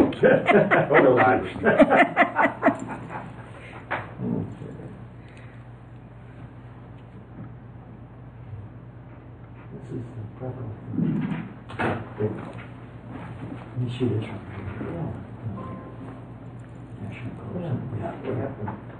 Okay, Sean? See your name? All right, thank you, Mr. Chairman. So what the petitioner is asking for is a site plan of operation request for the property along National Avenue. It's 16.81 acres. It's currently zoned I-1 Limited Industrial District, and there's a small portion of county shoreline zoning on the property as well, which is M1 Limited Industrial District. I did speak with the county about this, and because none of the improvements are within county shoreline zoning area, they're not concerned about reviewing the site plan of operation in this case. This property was previously used for National Golf Center, was bought in 2015 by American Fiction Welding, was rezoned at the time to industrial use, but was never used for that purpose. So it remained, as far as I know, it's remained unoccupied since then, with some use by the fire department for various activities. The petitioner plans to use the facilities primarily as they exist, with some interior remodeling. They'd also be adding an outdoor fenced area for the doggy daycare. The primary use would be a vet clinic and a doggy daycare use. They'd also be adding a sidewalk from the parking lot to the service door on the northeast part of the building to bring things in and out of the building without having to use the main entrance. The existing outbuilding on the property would be used for storage. And there's one existing sign along National Avenue that would be refaced for the business itself. As I mentioned, the property is zoned I-1. In I-1, we allow animal hospitals, vet clinics, and commercial kennels as a permitted use. This isn't a commercial kennel, but the doggy daycare, in my opinion, is very similar to that type of a use, where dogs are left there. They have some use of the outdoor facilities, some use of the indoor facilities. The signage along the road, along National Avenue, is 68 inches by 68 inches, which is 32 square feet, which is the limit for the industrial district. The petitioner in the application had mentioned potential roof sign, but there's no square footage left for an additional sign, and we do not allow roof signs in our zoning code. I directed the petitioner to potentially have a sign out front of the mini golf course that states it's not for public use, just so there would be no confusion. I suggested that before I knew that there was no square footage left for additional signage. We can deviate from that through a special exception, and that 8 square feet would be the max exception. That currently requires a public hearing to do so under our current ordinance. Our drafted amendments that have yet to work through the county's process, the town has approved them, the county has not yet approved them, would allow for that special exception without need for a public hearing. So if the Town Plan Commission and board feels that it's appropriate to have a sign out front that states it's for public use only, then that's a condition we could put in there, that they need to come back for approval of that particular sign as a special exception above and beyond that 32 square feet. If you don't think it's that big of a deal, we can leave it out, and just the conditions would remain as is. The parking, there's 68 existing parking spaces. The proposed use, there's no direct correlation in our zoning code. The closest thing is a medical clinic, which requires 6 spaces for each doctor, professional service provider. There's going to be 6 employees here at any one time. That requires 36 spaces, which would leave an additional 32 spaces for people picking up and dropping off animals for the dog daycare. In my opinion, there's more than enough parking on site. The Plan Commission can weigh in on that as well. In terms of fencing, they're looking at some chain link fencing on the east side of the building. I think about 400 lineal feet of fencing based on my measurements. Again, this would be a place for the dogs to run outdoors. I mentioned the sidewalk, and that's all I have for potential issues. If the Plan Commission chooses to approve the site plan of operation, I have listed a total of 13 conditions. I'd just like to make note. One of the conditions is their plan of operation, which is the hours of operation would be 7:30 a.m. to 6 p.m. Monday through Thursday, 7:30 a.m. to 5 p.m. on Friday, and then 8 a.m. to noon on Saturday. The maximum number of employees would be 5 full-time and 2 part-time employees with no company vehicles on site. The signage along National Avenue, that existing 32 square foot double face sign, would be internally illuminated, and they'd be allowed to change the copy face on that sign as it exists today as part of the approval. And I'd also asked or included as condition that the petitioner obtain documentation from Waukesha County Environmental Health stating that the existing well and septic system are adequate to serve the proposed use. The rest are standard conditions. So I'd ask specifically some direction as to, in addition to anything else I mentioned, some direction as to whether or not we need a sign in front of the mini golf course stating it's for public use. Not for public use, correct. Thank you. That's what I was gonna ask, is they're gonna run the clinic and the mini golf range? Clean it up. They're It's not. too much to, no. My concern is that it's out there. It's out there. They're not tearing it down. The mini golf course exists. So just to cut down any confusion, I suggested, hey, why not just put a sign up there that says not for public use, that type of a thing. It's not absolutely necessary. It was a suggestion. It would require them to come back again for a special exception to exceed the square footage to put that sign up once the zoning amendments are put forward. But it's not ultimately absolutely necessary if the Plan Commission Board chooses not to do that. Planners? I don't think it's necessary to have a sign out saying not for public use. Public use. I had a question. The roof sign he wanted, does that have to be visible from the highway, 43? Yeah. And then you wouldn't be able to see it from National? No. We don't allow roof signs, period, in a story. I'm just saying, like, what happens with the other property where it's got, 2 different road frontages? We allow double signs? We allow a specific amount, in some districts, like business districts, we allow a specific amount of square footage per building face not to exceed a total, but in the industrial district, it's a flat 32 square feet of signage. The special exception allows you to exceed that by up to 25%, which is 8 square feet. Which you couldn't see anyway. Which you couldn't see. We had an illuminated sign in one of the clinics that we're looking at taking down. It's accessed by the highways fast enough so we can never get anything out there anyway. So, and that's, it's about 24 square feet as an illuminated sign. 24 square feet. So that's the only reason we're looking at taking it down anyway. Put up just a permanent sign if that's it. Merle? Reading this, house you're going to call it Big Ben. Is there a reason for that? Are you talking to Big Ben? No. It was just. You're in the town of Vernon there. Yeah. So, no, there's no name been determined yet. Oh, okay. Go ahead. Yeah. Earl's putting his vote in. I see that. Megan? Anything? I don't think so. I mean, is the golf course, is there anything, is there any fencing or anything, or is it just basically? Currently just a driving range, so they okay. they have 8 bays out there that are used for driving. We can split those and put 16 outdoor kennel areas in them. Okay, I was thinking it was like a golf course. There is a mini golf course there, Okay. but this was, the building itself is about 2,000 square feet with essentially a lean-to on the inside that was set up so that golfers could be underneath the roof and then drive balls out over the next other 16 acres out there. So, and they did have electric heat out there and stuff around the place, and then we moved that, something that we would look at putting back in, you know, for times of the year. 30 some below, we wouldn't be out there for those times of the year, so that'd be good. A lot of acres, what are you gonna do in the balance of the store? We don't plan on using it, somebody else is currently taking the hay off the ground there. And American Friction Welding wants to maintain the property. We approached them simply because we like the location. It's on National Avenue. Two of the veterinarians that are working there, my wife and the other veterinarian, currently working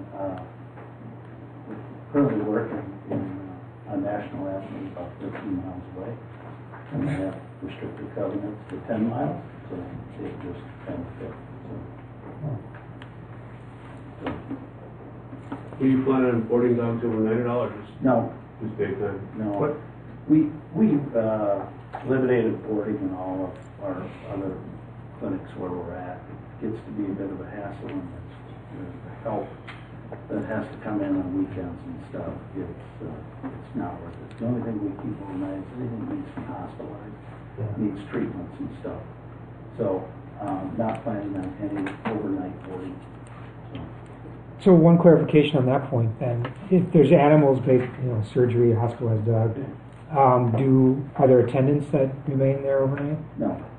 Just the animals themselves? Just the animals. Okay. If they need to be looked in on, the doctors will look in on, but most of them just need, if they need overnight care, they'll go to an emergency clinic, but most of them just need a place where they can rest and not be disturbed. So the surgeries that we would do just require that they're not moving around a lot. Even like our dogs, when we brought them home, they get moving around, they just had surgery, they drop over the house. Nobody likes that. Sometimes they just need to stay in the cage overnight and rest. But yeah, anything that needs any critical care gets moved to an emergency clinic.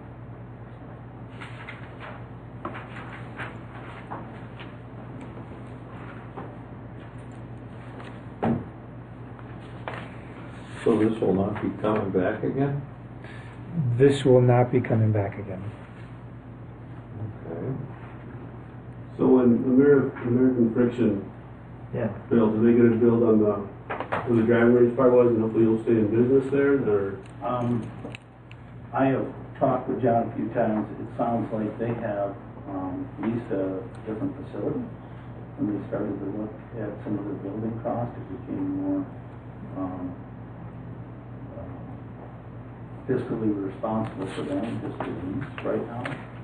And I don't know that for sure. It's in the lease. So they're going to maintain the ownership of the property. They have no use for that piece down there. We are looking at a 5-year lease, and with an option beyond that, or an option to buy and parcel that off, which we will come back at that point. So American Friction was going to be to the east of the facility, of the golf center, right? I actually don't know exactly what they plan to do or how they plan to build. I thought it was going to be incorporated with the golf center itself. When he came in here, I thought he said that's where American Friction was going to go, was that whole property there. I don't think I know he's not done his building plans. It's not economically feasible right now for him to do it. That's why he's leasing out this property. Okay. And he even said, if they do anything, we would look at some point, long term, we would like to, we're going to stay there, I would like to be able to purchase it and after that, forever. So we talked about possibly coming back and doing a lot separation and some of that. But that's down the road. We have some restrictions. I did put an application in to the county Still waiting to hear back Sure. from them.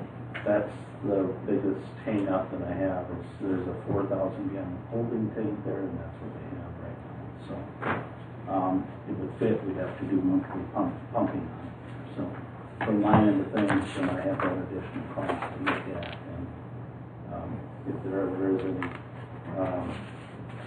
city septic, that would weigh on my long-term plans too.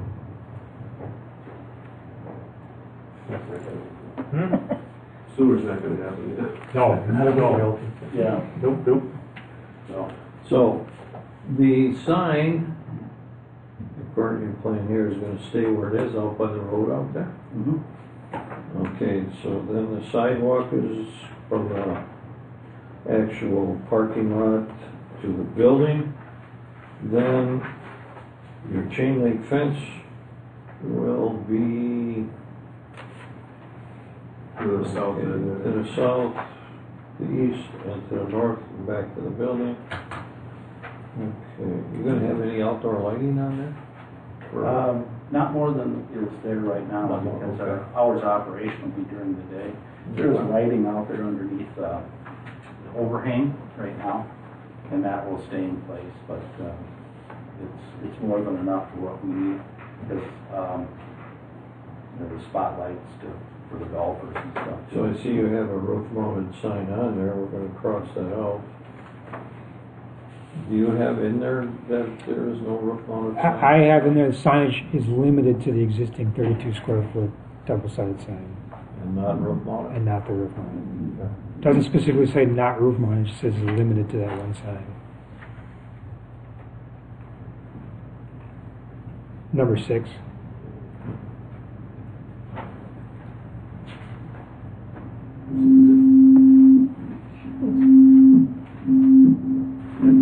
Yeah. Could we put in there and not roof mounted? Yes, we sure could. Yeah, I'd like to see that. Is that in here? Nope, I don't think so. Nope.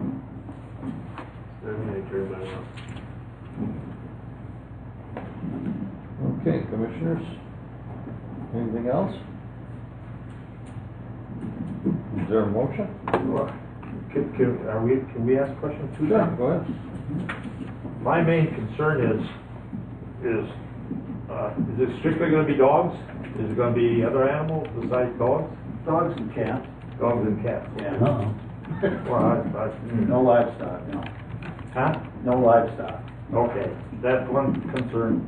The other is we had a dog place close to our house, and the biggest concern was the barking noise. And I think that's if you can alleviate our concerns about that, because that's very. I know there's not that many people living around there. The chairman clerk lives next door to you, so she'll be the first one to be. Oh, the freeway's a lot louder than. Is it? Yeah, but the barking dogs are real big. We should hear Semites. You can hear them. Jake breaks. They are. Attorney Macy also mentioned that same concern. Yeah, you have an exercise yard, so that means the dogs are going to be outside. That means the dogs are going to be barking. They are. If you look at the aerial photograph in context, it's pretty isolated. And as Karen mentioned, that the freeway is there. I just want National Avenue is also a busy road. We're right across from the West Dallas Kennel Club. Right, the Kennel Club's right across the road. There isn't a lot of homes around there, I know that. No, and it's not a nice, quiet residential area, trust me. Okay. I have one question. Can you come up with a different name while you're sitting here, like Vernon? Veterinary Clinic? I see We're that. not real fans of the Big Bend name. Right? Okay, I sense that. Yeah. The name Let has me not admit been designated yet, so.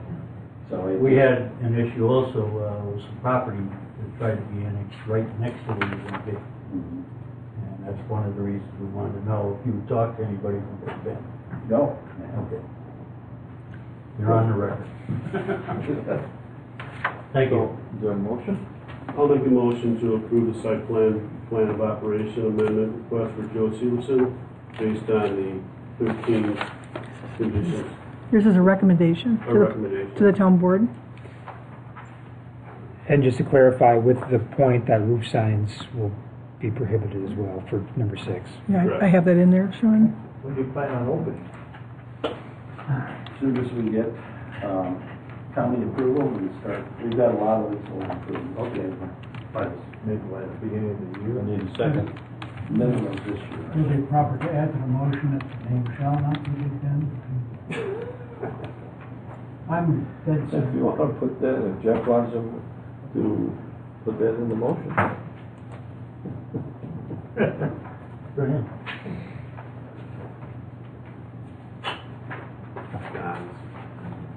You don't want to put that in the motion? No.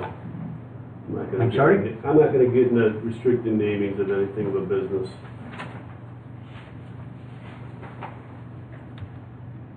We're gonna have a town board vote on this also, right? Yep.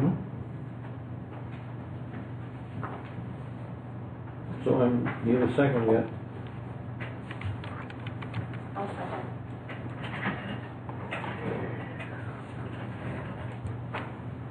Any more discussion?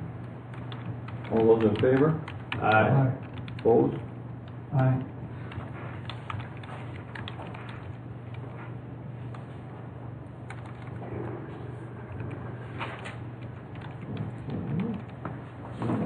Planning or town board? Unconstitutional for them to regulate. There's been a recommendation. 4. Planning, from the planning commission. You heard the discussion? I'll make a motion to accept the petition for dog kennel on National Avenue. You need the tax number, any of that good stuff. But I would pass, I'm not gonna make it a condition of it. And you strongly suggest that you probably change the name on. It's not a condition or recommendation. We're a little sensitive. So, I make the recommendation to accept the planner's notes.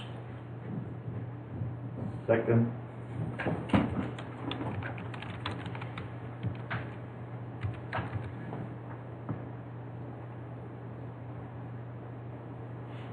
Been moved and seconded. Any more discussion?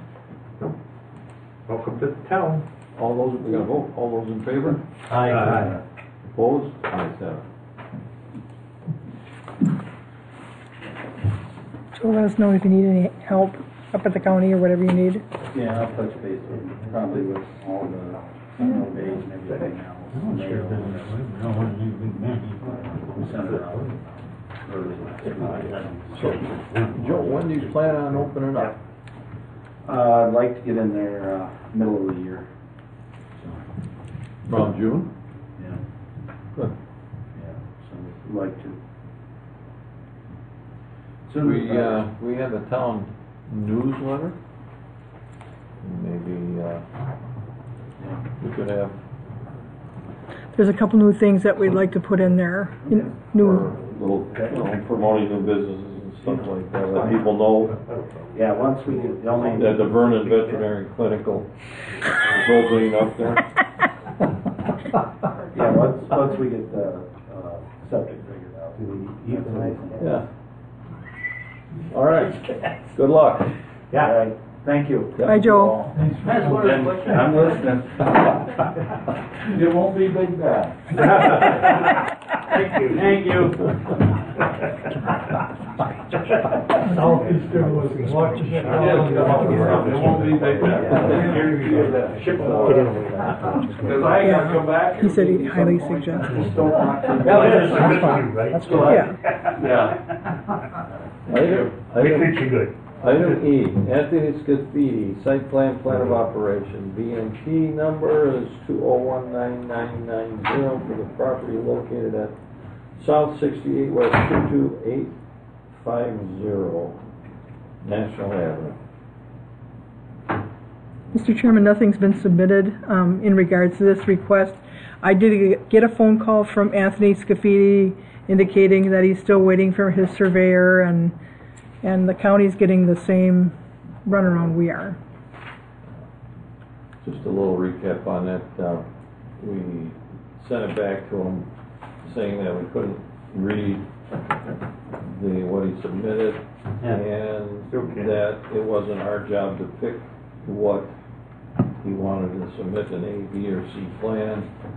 So we sent it back to him. He was gonna have all the paperwork and everything. Got the same It's drawing. been riding on the books and riding on the books, so we either need to make a decision to reject it all, or I'd like to mention I was on National Avenue at 6:45 yesterday, driving down right past the properties on there. Wood is getting dropped off. No, snowplow shoving all the snow right across National. Didn't even get it all the way across the road, left the mound there, so I had to go around it to the right. And this guy doesn't follow any request whatsoever. well, then Just another yeah, the attorney says that this policy decision, if the required information has not been filed, and that this matter has pended for an extended period of time, it would be appropriate to deny the request due to lack of information. So I'm going to make that motion. Oh, this is Plan Commission.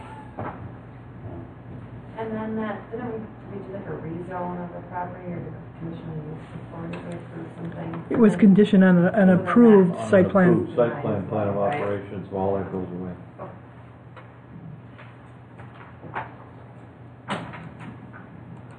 I didn't get the second. Oh, Bill. Merle thought. I thought it was Who made the Bill. second? Merle did.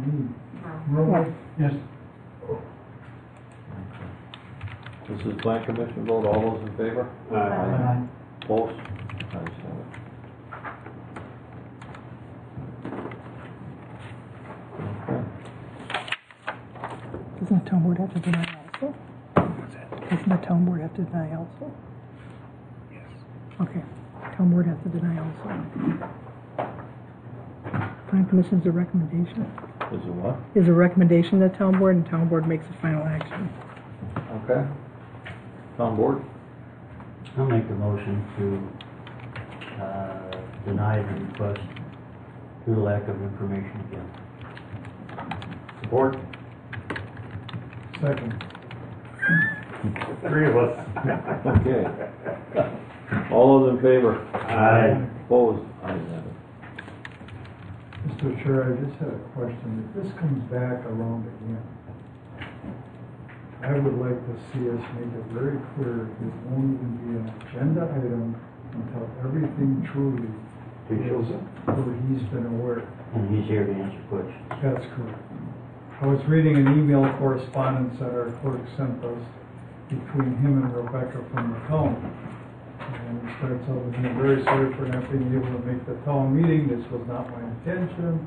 There was an issue with my calendar, and it's saved for an incorrect date. I don't know what that means. But then he goes on, thank you for sending this over. I will go to a FedEx and have this done tomorrow. I do have the plat of survey, which none of us have ever seen. However, I was under the impression from looking at other examples, I was supposed to make it on a blank sheet. I will have a new printed tomorrow on the correct scale, so it is done correctly. So we have nothing to scale. I don't think any of us have seen a plat of survey, even a dated one. So I just want to protect us from going through this whole thing. Bring that paper. Yeah. So I think, I don't know, Madam Clerk, if we do that to him in writing or how we do it, but I think it should be made clear unless he provides all of the documents, scale drawings,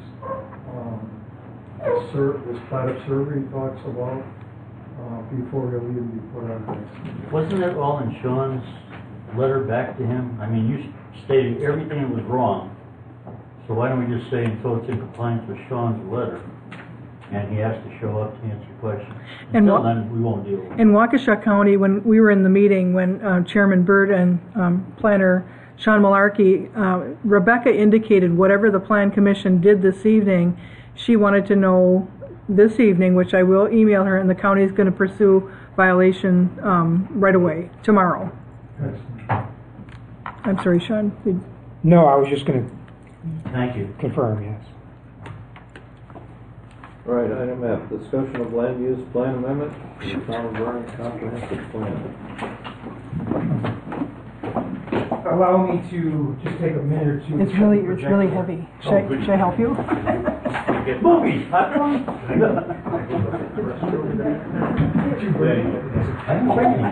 Pepsi, we can share. How far is it?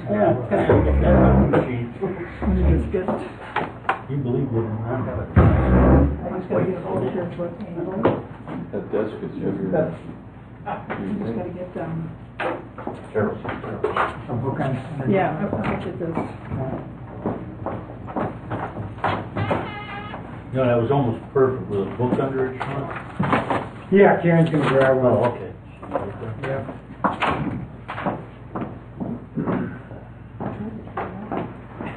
Just like that.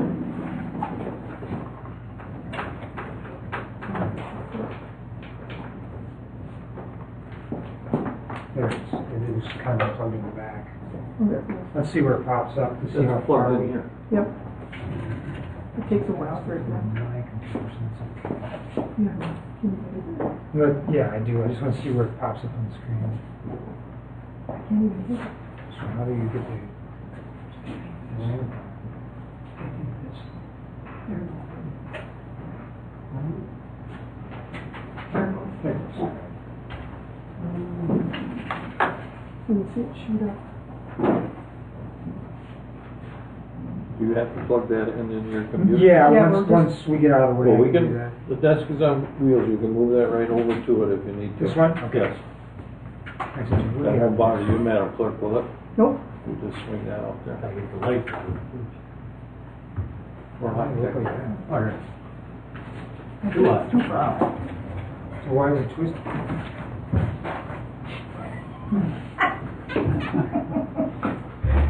I've never seen something so cool. It's never been this far down. You screw the front down. Huh?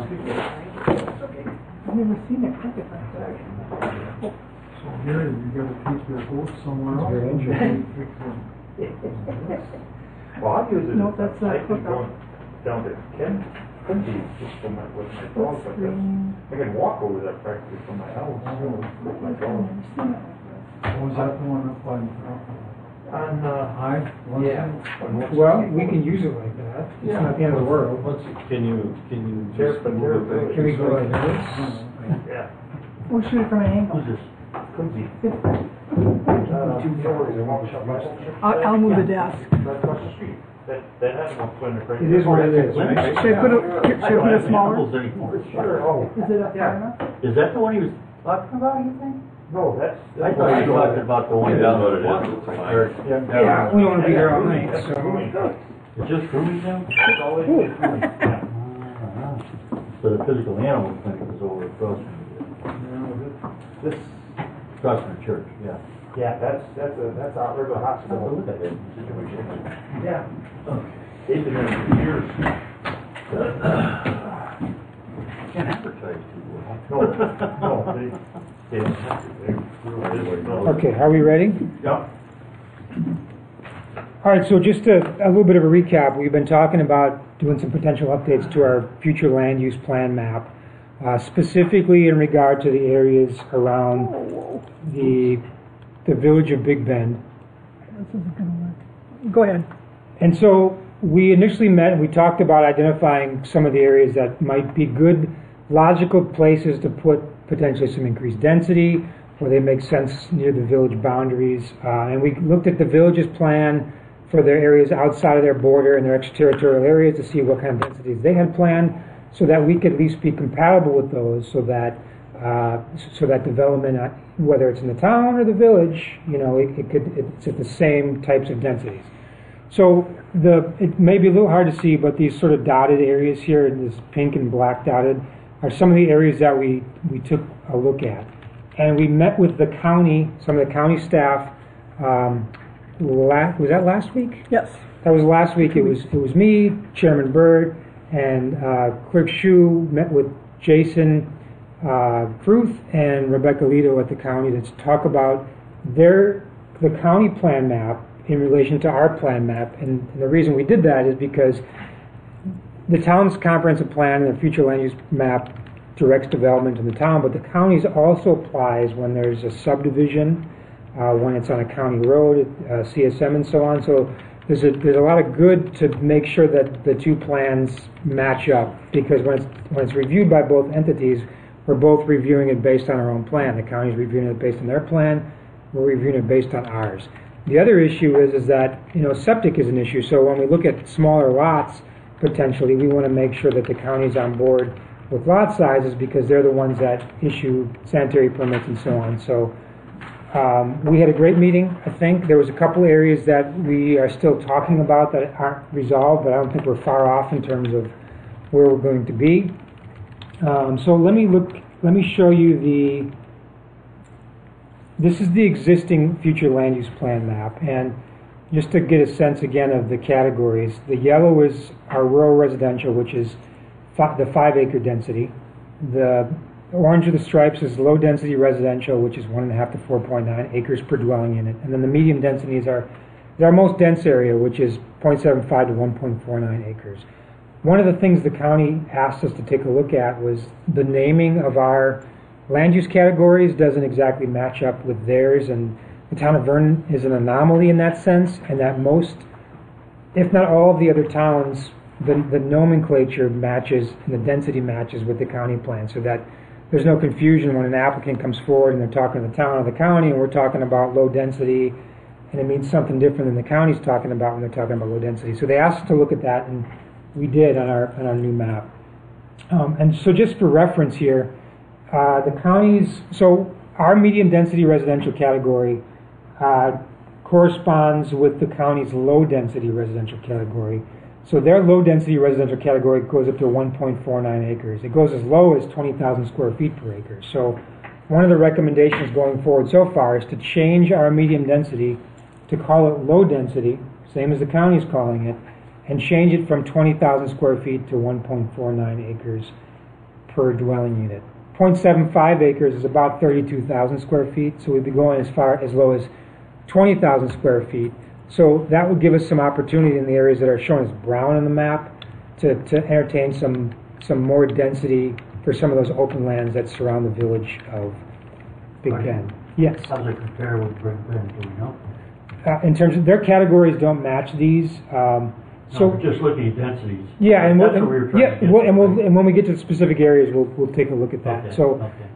So that's how the medium density category lays out. The low density residential category is actually what the county calls a suburban density residential category, and they break it down into two. So they have a 1.5 to I believe it's 3, and then a 3 to 4.9, where we group it into one category. That's okay that we group ours into 1.5 to 4.9, but we could change that to and call it suburban density residential, so that the name is the same as the counties. And then the rural residential is the same already with the town and the county, so that would remain the same.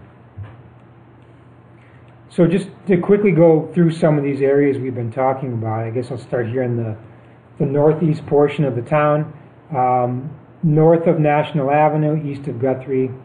Right now we have it all planned as 5 acre plus density, and we saw that the village of Big Bend had some commercial areas planned for the corner here. The rest of it was planned at comparable densities as to the town. But when we looked at this area with the county, this area seemed like a good candidate for potentially some increased commercial use, some potentially more residential development as based on the way the location of it. And if you look at the proposed plan here, it just takes a second to pop up, for that same area, what we're proposing tentatively, and this is one of the areas the county wants to take a closer look at just to make sure that what we're proposing makes sense, is potentially some transition uses here where some of these areas might transition to commercial use. And that transition area, we see that as, when we look at development that comes forward that would want to change from residential to commercial, we're very sensitive to the residential context, so whatever's proposed would need to make sure that it's proper landscape buffers, the noise, the traffic, everything is conducive to the surrounding residential. So, because if a residential property stays here, this transitions to commercial, we need to pay special attention to what it is they're proposing. The larger property to the east, I think that could be a candidate for straight commercial plan, which would match across the street. There's not a lot of residential proximate to that. You have to be less careful. And then something in the back would be our more dense residential category, which is medium density now, but we'd be changing the name to low density from 20,000 square foot to 1.5 acres per dwelling unit. Going further west, some of these remnant parcels that we previously planned them for just the yellow, we'd just be matching this business transition the same as the rest of the properties that would front National. Even though this one, for instance, is actually a part of this property that's on Guthrie, which is a nice home that's already developed. It's sort of south of the environmental corridor. It could be utilized if these were consolidated as part of a commercial development that would happen there. It could stay as residential use. It doesn't have to change, but if it does, it could be grouped with these, same as that one. Any questions or thoughts on those areas for now? Makes sense. Okay. If you look at the area on Big Bend Road, just to the east, it's currently planned for rural residential. I'll just flip back real quick to the old map. It says yellow is 5 acre plus. There's some 5 acre lots in there, some 3 acre lots, and so on. There's been some interest in potentially dividing 1 or 2 of those lots to split 1 or 2 properties off. That can't happen under the rural residential development. Big Bend has that plan for 1 dwelling unit per 1 to 3 acres, where we have a plan for 1 unit per 5 acres. That's definitely a property that should develop 20,000 square feet, because they could go anytime they want to. And Big Bend would take them. Yeah. So we're showing that as the brown category, our more dense category here. That was another property that the county wanted to take a look at to determine whether, maybe if it made more sense as this more dense category or the suburban, the 1.4 to the 4.9. The 1.49 to the 5 acre would allow some of these lots to split one way or the other. Mm-hmm. So I think the bottom line with this one is whether it's planned for the more dense or the less dense categories based on the configuration. You're only going to get 1 or 2 splits out there anyways based on the development pattern, no matter what it's called in the end in the densities plan. So we'll come back next time around with a match with the county. One of the major driving factors on that, I would assume. Absolutely, and what we learned from the county is that the rule of thumb, even though you can do septic on 20,000 square foot lots, the rule of thumb is basically 30,000 unless there's a common or a shared system. Not that it can't be done with the right soils. Yeah. But that's a rule of thumb. So even though we changed the plan to as low as 20,000 square feet, it goes up to 1.49 acres. So 20,000 square feet to 1.49. It's going to fall somewhere in there. In between. Not necessarily 20,000 square feet. We have a good change for it to get that. To get some flexibility in there. Yeah, exactly. Moving west, west of 164, this was annexed since the last plan was done, so this was planned for other uses. It's now in the village of Big Bend. Let me just jump back to the previous plan. We had the low-density residential plan for the northwest corner of Skyline and 164. We had some rural residential plan for the south side of Skyline, and then some medium-density residential along 164 for these 3 lots. The medium-density residential is already more dense than what the village of Big Bend has planned for that area.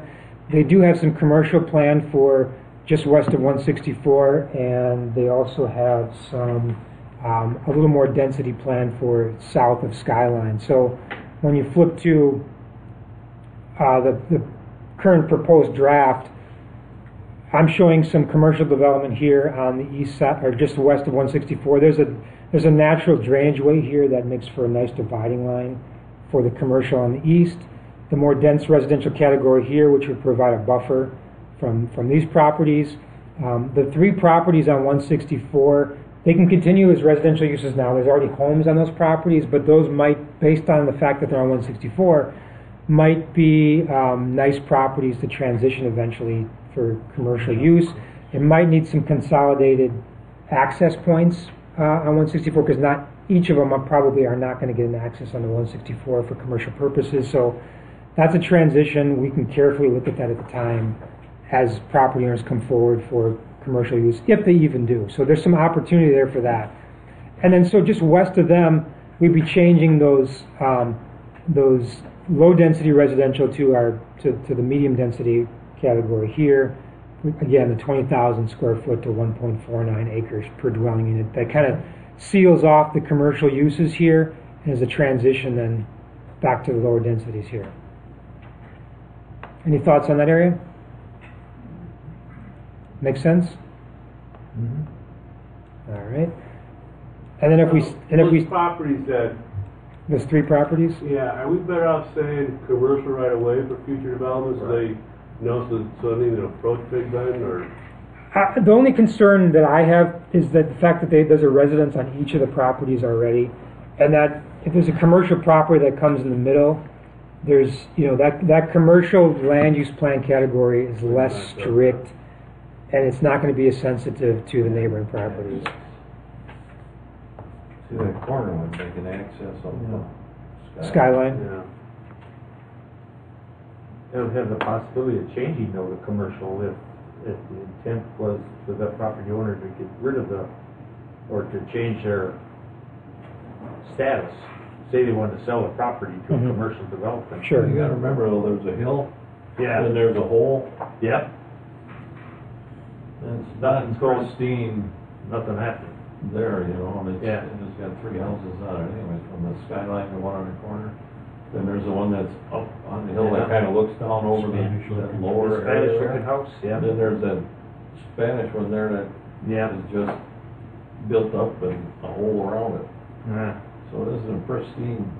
Not a lot of possibilities, so. Isn't that one that borders Skyline, pretty good sized property, Tom? The what? The one that borders Skyline on 164, that corner lot. Isn't that a pretty good sized piece of property? That one there? Yeah. That's probably 5 to 7 acres or so. Is that all? I thought it was larger. It's a triangle, so it might be Bauer's deceiving. property? No, Bowers is the red. No, Bowers is on the north side. They're on the red. Yeah, they're north of Skyline. Or do you just change that one that borders Skyline to commercial? Yeah. No, I it's don't- like 3 houses. yeah, I don't think you wanna do that.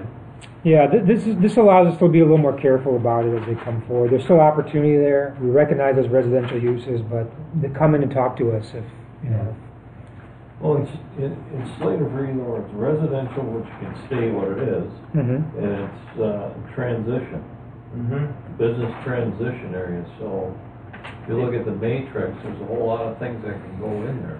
There is, but we're just going to be a little more strict about buffers, and we're going to be a little more strict about traffic circulation, that You kind gotta of be thing. careful though, because that's how we lost properties in the past, when Big Man just says, do whatever you want. We still owe it to the residents Right. next to them to be sensitive to that. Right. Once they annex, there's nothing. we can do. I understand that. So the best plan is the plan to avoid durability. I think that's leave it residential right now. See what comes. The Okay. trick is to get the word out that we're willing to work with the people which develop, Okay, I'll keep moving here. We can come back to any of these as Yeah, well. sorry, go ahead. No, that's okay. So then along Interstate 43, this area here, east of Evergreen, north of what is it? Sherry. Sherry, yeah. The Village of Big Bend has that area planned by and large as one dwelling unit for every 3 to 5 acres. We currently have it planned for rural residential, which is the yellow category, 5 acre plus. So there's a little more density there. So in order to match that, we need to bump it up to this interim category for low density residential. Most of those properties are not going to subdivide. They're already, most of them are long, narrow properties with a house on them. But with this category, it affords, maybe 1 or 2 more splits in there for property owners that might be inclined to do that without really changing the character of the neighborhood. I didn't mention before, but I'll mention now, the environmental corridors are these green dotted areas here. The old map was based on 2005 or year 2000 corridors. I've since updated them on the new map. So if you look at this little corner here, and I'll flip back to the old map, you can see it used to be green, Yeah. and the new corridor eliminates that. What, shrunk? The environmental corridor shrunk, and probably because these lots are there. Mm-hmm. So I simply just made that consistent with the rest of the lots that are there. So all throughout the map, the corridors kind of changed size a little bit, and I just simply extended the land use plan to meet those boundaries wherever they happen, just like this. So going north across I-43, these areas right now are planned for along Evergreen. They're planned for residential use, that middle of the road density. The Village of Big Bend has this quadrant planned for commercial use, this one not. So looking at those properties, I'm suggesting that we look at commercial transition areas for those properties. They can continue as residential as they are, but we would look at them as a case-by-case basis for commercial use. The county had some heartburn about the properties on the west side of Evergreen as commercial transition uses. My thought was, because they're directly across the street, might be a good opportunity to just kind of create that whole area. That's something we'll be talking about going forward. Either way, again, it's that transition area, so it's very sensitive to surrounding development. What do you guys think about commercial or transition uses on Evergreen in that area? The likelihood of that happening it could be slim because they're already established as a residential neighborhood, but it leaves the possibility in the future going forward. Is that Sean's property? No, that's right next to me, right next door to my house. I'm on the corner. This is Karen here. That's me. Oh, okay. Okay. Yeah, you're right. I'm looking. And that's the property that the one next door is across where he the just street. came in with the clinic. Yeah. Yeah. Right here. Yep. Yeah. So that would create this whole sort of zone as potential commercial uses, with these being, because it's already developed, a little more sensitive going forward.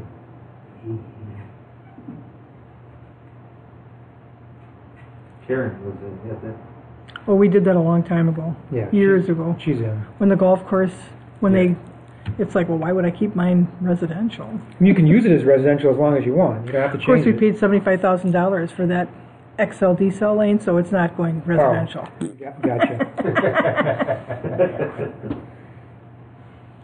All right, so let's pop over to sort of south, just east and south of the Village of Big Bend here. This is not a lot going on here. If you look at our current plan, we had this area designated as sort of the middle category, the 1.49 to 5 acres per dwelling unit. The Village of Big Bend had a couple areas in here that are a little more dense than that. My idea was just that because all the surrounding development is basically the more dense category, let's just clean it up and make it all the medium density residential category. That way it's on the same page as the Village of Big Bend. The whole area is consistent with everything else around it and so on. The area here that's Artesian? yeah, exactly. Either side of Artesian. This density already matches what the Village of Big Bend has planned, so that can remain as is. Not to mention, all those lots are divided. There's really, and with homes and all, and there isn't an opportunity there to develop or divide any of those lots anyway. Going further west on Artesian, the same thing kind of holds true. These areas are currently planned as the yellow in the town as rural residential. The Village of Big Bend has them planned as one dwelling unit per 3 to 5 acres. Again, to get to that same density, I'm proposing using this, the orange category. So that's everything's on the same page. Most of them will not ever divide. There might be potential for one or two of them to split a lot or two off, and that would accommodate that. But again, it just kind of makes the whole area consistent with one another.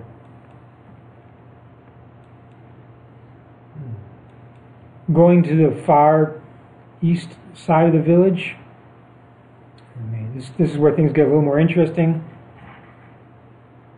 We currently have this property planned for the low-density residential, which is 1.49, to the 5 acres per dwelling unit. That's Valentine? Yep. The village has a plan for 1 dwelling unit per 3 to 5 acres. It's pretty similar to what we have. They don't have. It's not any more dense, but the county brought up a good point, and they have. There's a lack of potential large commercial development areas in the county and in the town itself. We have a couple of smaller areas. This would make a great site for a potential mixed-use business park. It's got the access on Forest Home, sandwiched between the village of Big Bend and the city of Muskego. And so what we're showing right now as a proposal is to show it as that as the mixed-use business park category. There's actually some environmental concerns with the property. There's a high groundwater areas that kind of come through the center of the property, so the whole thing probably isn't going to be developed for commercial, but at least we're showing here there's a substantial opportunity here for future business park uses on a fairly large site. Am I right, the east side of that borders Muskego? City of Muskego is right to the east. And so we recognize that there's obviously subdivisions that are developed in the village of Big Bend here, so anything that would happen as part of this, we would of course be very sensitive to that buffer on the west portion, whether through berming or landscaping or whatever it would be, to protect the integrity of the neighborhood in the village of Big Bend. Moving further south, there's kind of an island here where the town exists completely inside the village of Big Bend. The old plan didn't actually show anything for a land use there, so we're simply including this low-density residential just to be consistent with the surroundings. Moving further south, the current town plan showed this as yellow, which is the 5 acre. The village of Big Bend's plan was a little more dense than that, and just to kind of bring this low-density category down, we're changing it to the orange to be consistent with the village of Big Bend's plan, and to be consistent with the rest of the land uses that are planned to the north. And anything south of that would remain in rural residential. When you start to get away from that, it remains a little more rural in nature. The last area is the area that sort of surrounds the cemetery that was annexed to the village. Let me jump back to the old plan.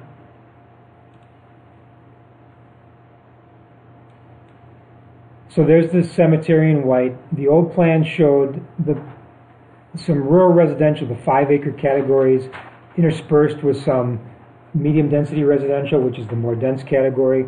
The subdivision here, I think it's the River Bend subdivision, is already 1 acre lots, so it doesn't really make any sense for that to be in the rural residential category since it fits with the medium density residential. So that's a good candidate to just change over to the brown. Because it's already developed and fits that. The area east of the cemetery would also, there's not a lot of developable acreage. That parcel actually goes back quite a ways, but most of it's an environmental corridor. So the only developable portion is the portion up front. That could also be medium density residential, and that kind of just leaves what's sandwiched in the middle of that. And that area, I'm tentatively showing now is, it's a large development area, as that brown 20,000 square feet to 1.49 acres per dwelling unit. The county is looking a little more closely at that area. That's something we're going to discuss, but as of right now, we're showing it as the brown. The alternative would be to have it the orange, the 1.49 to 5. Only problem with that area is the high tension power lines go through. Sure, that's going to impact development that happens there as well. So there's going to probably be some that's going to be preserved no matter what in green space under the high tension power lines. And that's really going to limit what you can and can't do ultimately. Yeah, we don't want it right away, probably like that. Mm-hmm. So that's what we've been talking about in terms of the areas up for debate for, matching what the village has, so we're compatible with the village of Big Bend going forward. As I mentioned before, we'd be changing the medium density residential category, now called low density to match the counties, 20,000 square feet to 1.49. The orange would be changed from low density to suburban just to match the name. and the row would remain the same. Thoughts? You have one thought, we missed something, because Pickow, what I understand, Pickett Paul's property, the welding company and all that, he was granted quarter acre, density on his property up there. That was one of the deals they made. And I remember hearing that that was approved. Well, Pickow's got quarter acre lots available. They can approve whatever the hell they want. They don't have sewer. They gotta follow the state rules. Yeah, environmental impact. Which property is that? Pickow up on Pickow, 164. So that's 20,000 square foot. Down further, Septic in, Yeah, he's gotta have mound systems. up I just further. wonder what Oh, was sorry, around here. going too fast. It's up, It's up around I-43. right, no, it's down. Across from Is Yeah, it in the right there, village? right there, where your Oh, hand is, that's there he is. perfect. There's Paul, he's waving. This, in the village, yes. Yeah, So the village's most dense zoning district is 20,000 square feet lots. They don't have sewer, so it needs to be 20,000 square feet. The same as what the town could provide for 20,000. And There's nothing close to we need to worry about that. it's all primary developed, and we've already planned this area now, or proposing to plan it for that same 20,000 square feet to 1.49 acres. You get, that's what we were talking about, changing the name on that and moving it from .75 Down. down. Yeah. So from about 30,000 down to about 20,000. Again, it's going to be a case by case basis. For annexing. That's the reason. That's the whole purpose of it. Did you guys, said that you had a meeting with the county? Did you run this past them? as Yes, part of we this? sat down with this, and this is Show what them what our intentions are? What were their comments? we didn't show this map. This is the map that resulted from that meeting. So Okay. we talked about logical planning near the borders of Village of Big Bend where density makes sense, so that our plans are consistent. right. And they understand Yeah. the situation, They do.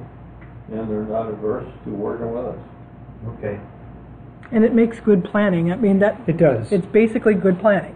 It is. Well, it's gonna save some of the money down the road if you got something. You don't have valuable. an industrial park right alongside a residential area. Right. It kind of transitions all into. Yeah, and what we're planning for development, what the Village of Big Bend is Yeah, just planning, trying to should be be consistent with each other. Yeah. Yeah, we don't want to be putting What's the next step, Tom? Well, is there a consensus to change those two names and lower that density? Yeah, Yeah. Plan commission? I'm in favor of it. I like what he just laid out. So the couple areas we talked about, I'll be talking to the county on like, I think it's 4 areas where we're kind of just massaging it. So a couple of these might change a little bit, but we still want to make sure whatever happens, it's still going to be about the same or more And you know density what as the the goal, village. the goal. I definitely As long understand. as you work along that goal line, I don't see a But problem. there's nobody that has any heartburn with changing. I was just gonna ask you that, when you walked out of the meeting, did you walk away with any heartburn on any of the issues that we ought to be aware of? Absolutely not. The I hear county, anything the about county it. realizes what we're running up against. Sounds like, well, And just what we that's- asked for. And densities are a big problem for us, and they understand that. And they understand that, you know, if the land goes, and even if it is an environmental corridor, it's tied to that property, that goes too. Yeah. Well, I understand, if we lose it, they lose it, it's that simple as that. Yeah.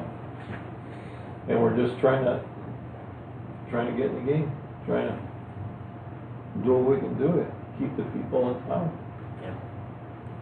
I like, Okay, so the next step is actually the next agenda item then. Right. Merle, you got any? Megan, any? Okay. So that's a discussion. So item G, action to implement the public participation plan for land use plan amendment for the town of Vernon comprehensive plan. So the last meeting we talked about this, we pulled out the public participation plan, and it was discussed that we would do all the items on it, except to institute a separate advisory committee. Right. And the plan commission would just serve as the advisory committee for this process going forward. One of the big items that was talked about was to do an open house as part of this. So that would be where we would have some maps up and people could just come in and take a look at the proposed land uses, talk about it, what it means. If they have a particular property that's in here, we can talk about, you know, their specific property and so on in an informal setting and get feedback. After that meeting, then we would hold a public hearing on the potential land use changes. I do also want to mention that in addition to the map itself, which is a component, there would also be some minor text changes to the plan itself in the land use chapter, because we need to describe what we're doing here and trying to accomplish here, and just describe the changes that are happening. So in the land use chapter, there'd be a few paragraphs or pages that talk about the process we went through and what the resulting product was. Is zoning going to get messed up at all? We will not change zoning as part of this. Any future rezonings would be according to what the plan says. You'll change at the time. That's correct. Okay. Yeah, at the time of transition. That's right. So if they're looking for dates. So yeah, the next thing would be to set a date for the open house as the first step of the public participation plan. In addition to and just so you know, there's also postings to the website and so on. So the next press step, releases. yes, once we hash out a couple of these areas with the county, we would When make. do you think you'll have that done? I'm going to call them this week yet and see if we can come to some agreement. Okay. At that point, we'll have the map. We can put the map on the website, make notice of that, and so on. So Karen's got the plan. She knows the steps that are part of that. How long, do you have to put something in the paper for how long? That's for the public hearing. We would do press releases. Yeah, because you want to gather your information you want to take the information you gather from your informational meeting, take a look at it again, make any Maybe changes. make some changes. Yeah, we don't want to, we want people to come in and actually make suggestions. So after the open house, we probably would reconvene one more time to digest what was heard, and then set the public hearing for after that meeting. So when do you want to have an open house, guys? What would be the first available date based on the public notice? Well, and you want Sean there. Right, I would be there. I will want Sean there. I would like Plan Commission to be there, if at all possible, and town board. So we can talk to the people. And we wouldn't be sitting like this. It would just be the meeting would be called to order because there'd be a quorum, but it would be informal. Right. Yeah, and I would Top think one. we'd be able to have some couple of plans. Have some on maps. the ground Maps, there, yeah, and maps be able- throughout. Yeah, be able to stand by one and ask questions, you know. Yeah. Hopefully, a plan commissioner and a supervisor or whatever. And then if there's something we What can't days answer, work we get Sean there to answer. Well, I can be flexible. I mean, I don't have that many night meetings marked off. I have a few night meetings a month, but I mean, do Thursdays generally work? I'm sorry, Wednesdays generally work for everybody? So we could.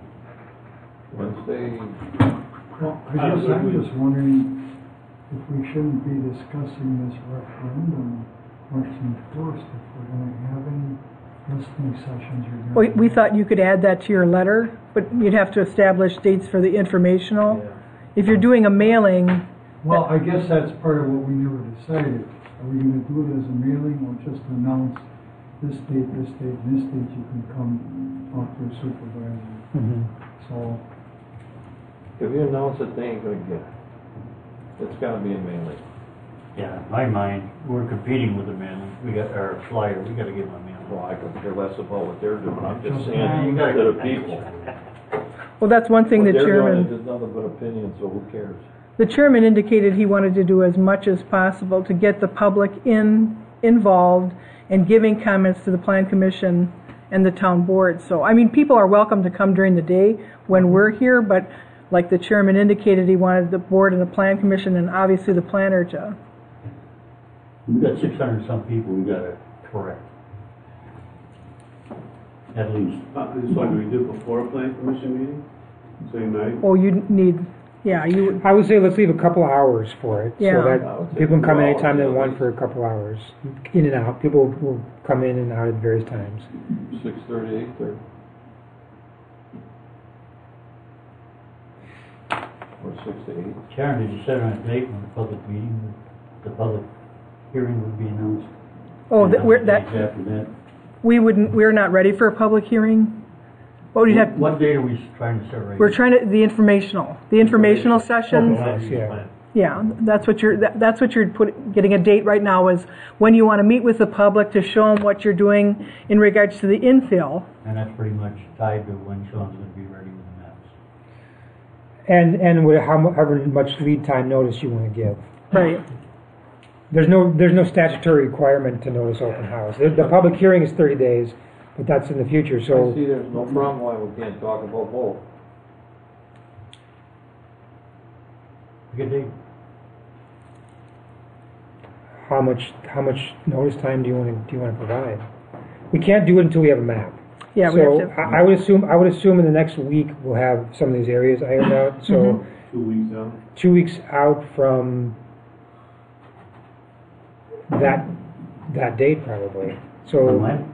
well, till we have a map. We want to be able to, if we give a notice for 2 weeks out for the meeting, we want to have the map ready at that point so people can look at it. Would the map be ready by the next board meeting, which is next Thursday? Quite possibly, yes. Because then, Mr. Chairman, if you wanted the Plan Commission to meet briefly before the board meeting next Thursday, if Sean has the map, Okay. Can the commissioners all make that? Megan and Merle, could you make next Thursday? Megan Busalaki cannot. Merle, can you? But we can get a map To Megan. We can get. Yeah, oh, yeah, you can absolutely. Comment if you got any comments on it. I mean, we don't wanna just say, okay, you can't comment on it, no. Yeah, that sounds good. Okay. Do we wanna do that? 21st, have a Plan Commission meeting before? Yep. So we can look at the map and Merle, we can make his comments and Merle can comment. Do you want me to be at that meeting or just supply the map? I think just supply the map, I think if. We've been through the issues, you know. Right, and if you need to write a tutorial. just I can for those- fill you in. And for just on those areas, Yeah. so we can get it to them and that, no problem. Okay. You don't see much change for what you just explained, right, as far as, Right. If there's anything for you guys to be aware of, I'll write a note. That says. it was pretty clear. Yeah. That'd be 21st, Madam Clerk. So then working from there. Yeah, that's what I'm just wondering. That's prior to the town board, you said, Yeah, that'll be before. 4:00, And the next Plan 15 Commission is minutes, I the would say. Oh, 13th that's all? of March. 4 to 6. Unless you bring dinner. Right. No, not this time. That doesn't give a lot of notice to the public. You were like, Yeah, from the, because you'd have to do it, you do it, like say from 4 to 6 or 4 to, I don't know what are you guys thinking I know you're gonna make do you have any idea of where you'd kind of like to do this informational meeting? We started the what if we did it on the Plan Commission meeting night? March And 13th. we did it from, let's say, 5 to 6:30, and then had the Plan Commission meeting at 6:30 rather than 6. Or 7, Or 7 if you would do 5 to 7. When, I don't know what they. because I don't think that plat's gonna be ready. Even a preliminary plat, that won't be ready on the 13th, you think it will? Which plan? One off of Oakdale? Oh, yeah, I don't know. I don't think so. Because we think we have a very light Plan Commission meeting for March 13th. And I know the chairman would like to get going on this, get the public. March 13th? Yes, it's a normal Plan Commission day, and Sean was talking informational from 5 to 7. 5 to 7. Yeah.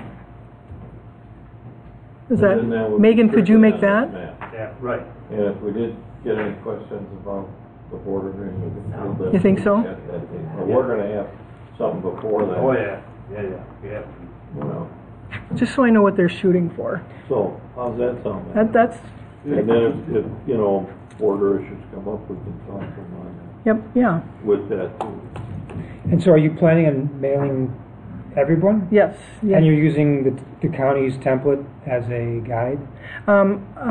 That they'll talk about that when they get at the board level. The board meeting they're talking about 2 issues. So Okay. Got it. I understand. But I'll run that by you when, So now we're on March 13th? yes, That'd be the information meeting. right. And Thursday, the 21st is regular town board meeting? Yes. 15 minutes early to the map. Yeah, 15 minutes early for the map. On the 21st. Yeah. Good. Get the ball rolling. 313 is a public? Then we can have a public hearing after the information Public meeting hearing? on the 13th. On the 13th. No, no public hearing. Informational. You do the informational, then you gather all that information, come back and talk, and then you set a Okay. public hearing. Then you- Potentially make changes, then set the Okay. public hearing. Yeah, because somebody could give you some really good information, you think, hey, that's great. Okay. I can't turn this thing off. That's prior. All right. So. Madam Clerk, can you send out an email or make a hard copy and stick it in their mailboxes tomorrow?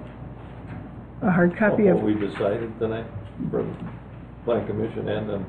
oh, the dates and stuff? Oh, yeah. Dates and stuff. Mm-hmm. Yeah, no, she's gonna send that out. And I ain't write that down either. Well, I did, but I probably got half wrong, so. All right. Meeting minutes. Approval of minutes, Plan Commission. Mr. Chairman, I just wanted to state that I did want to include that the Plan Commission and Town Board did go through the participation plan, and they agreed to each point except for the advisory committee. So I did add that, highlighted it to the minutes.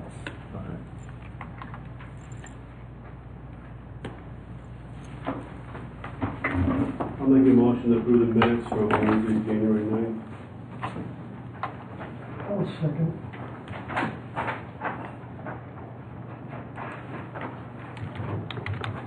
Any discussion? Corrections, omissions?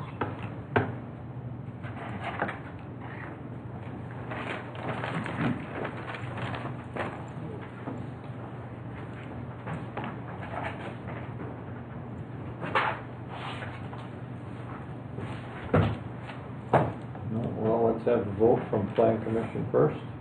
All those in favor? Aye. Opposed? Ayes have it. Was there a motion from Town Board? I'll make a motion to approve the minutes from January 9th. Chairman, yep. There a second? Second. Gary? All those in favor? Aye. Opposed? Ayes have it. All right. So.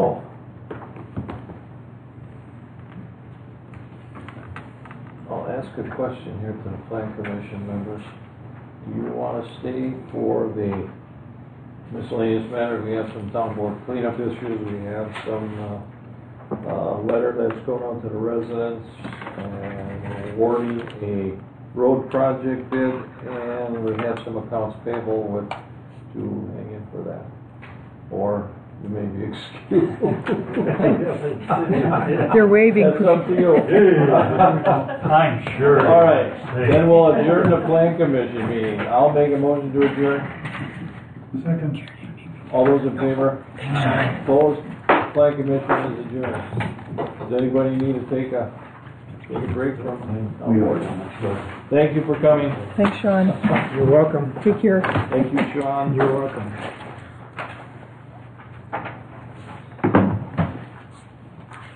All right.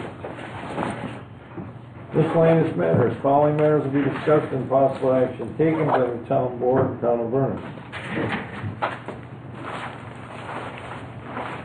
Item 8, informational letter to the town of Vernon Drive safe, regarding Sean. the border agreement and public participation plan for the land use amendment and the town of Vernon comprehensive plan. So we got half of that. We've got half of that, we got half of that figured out. Oh, we got figured out. So, what do you want to do with that letter to the town? We ought to talk about what we have and see if there's things we're missing that we ought to put into it. Karen took a shot at it to clean up a bunch. And Bill and I did some early shots at it.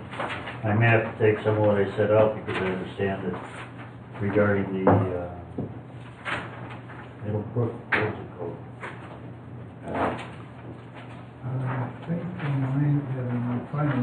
look it up because I couldn't remember. Yeah. Goodbye, Megan Busalaki.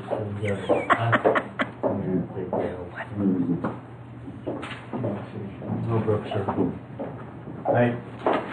Gary seems to remember Brook Circle was unanimous. So that's gotta go. That's A on the second page. Bye, sweetheart. Retail annexation of Blue Heron Restaurant was supposed to go along with Vernon. And then did sign position of Mr. and Mrs. Mickelson and 14. Karen, do you have a copy of yours? I don't have. I can- couldn't get any email for it. I can, do you want me to, is that okay, Mr. Chairman, if I, gotta take my keys.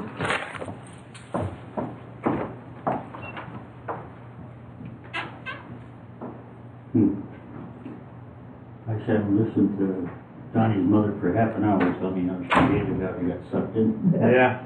So they signed a petition to go in, is that what she's saying? Which one is this? Who's this? This is under B. I The red copy? don't have that, All right, Karen sent this out kind of late, along with a bunch of other stuff. yeah. I I seen just it on the printed it off email. today. I can't print off of that. That tablet? No. No. That thing's trying to. So I don't use that piece of Jeff's, huh? Jeff relies on his all the time.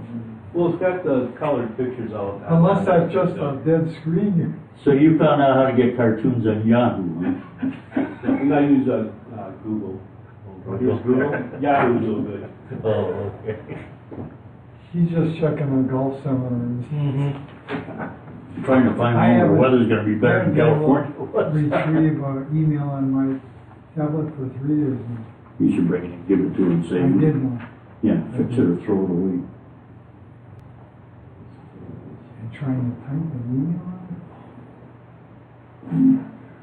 Jeff, do you actually type on there too? No. Oh. I just use it for the town board meetings to put the stuff up on it. Yeah. And then for the APs, I'll look at Karen just prints me out the listing of the checks and order, and then I'll just look on there and Do imagine. it down one at a time, Yes, then I match. print out all the checks. So you just get the first sheet, the cover sheet. Yeah.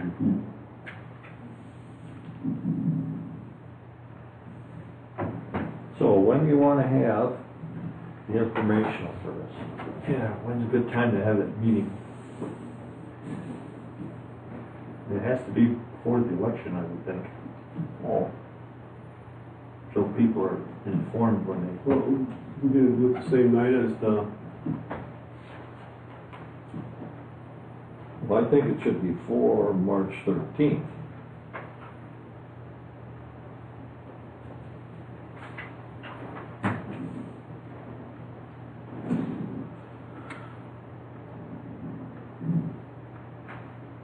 I'm gonna be gone for an unknown period of time, as I understand it now. Beginning on the 23rd of February. To the 6th? I don't know when the letter came today, said 5 to 7 is normal for a first review. These are just late night suggestions. Thank you. These are the yellow paper. Oh.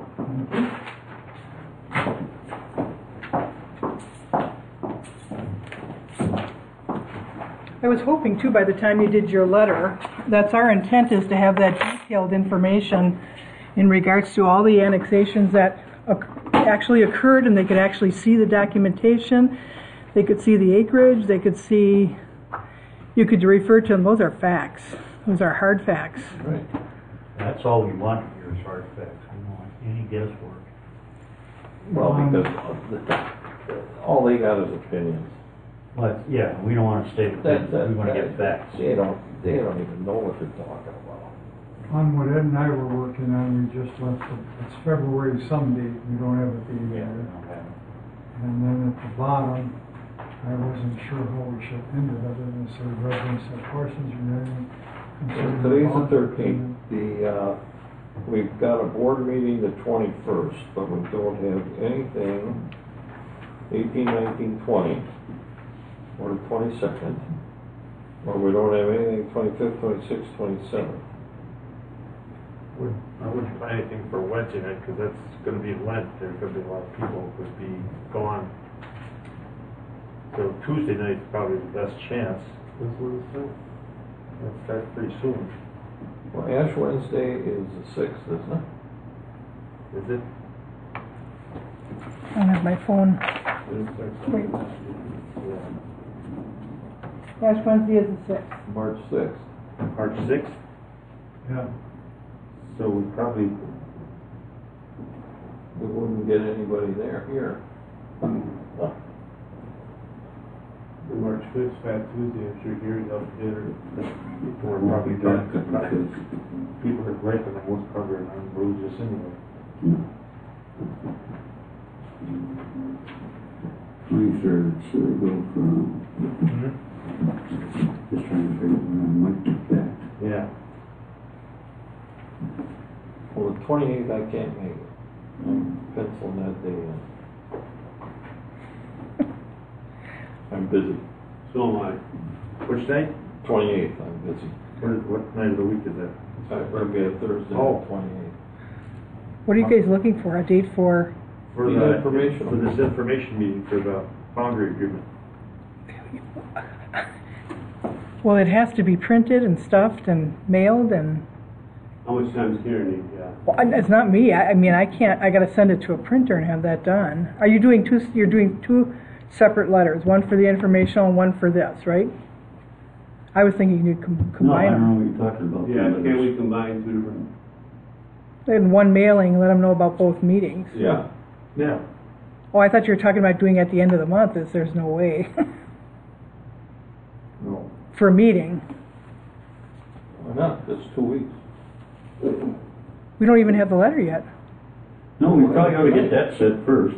There's 3 copies of it here. We ought to merge that, make out mine with 3 what- copies. Yeah, Bill did one, Ed did one. Well, Bill and I did back and forth. You got two different versions of it.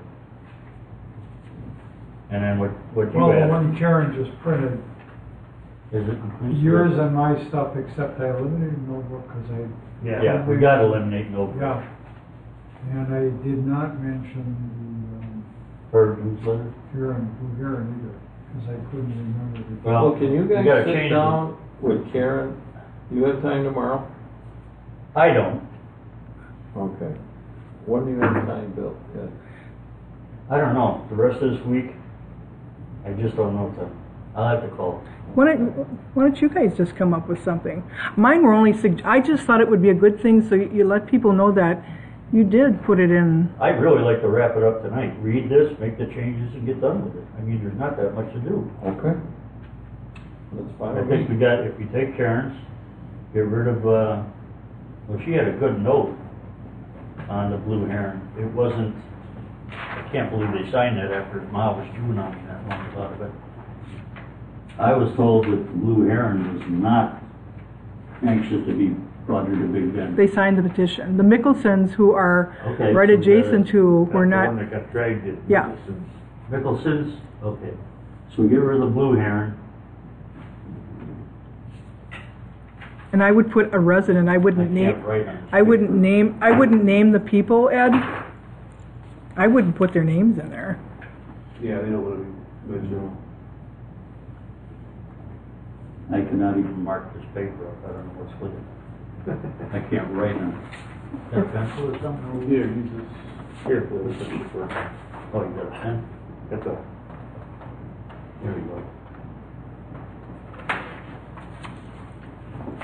So we can just say one family, Resident. A resident. one resident was forced to do it. We're just trying to give examples of his statement, you can't be annexed without your request is false.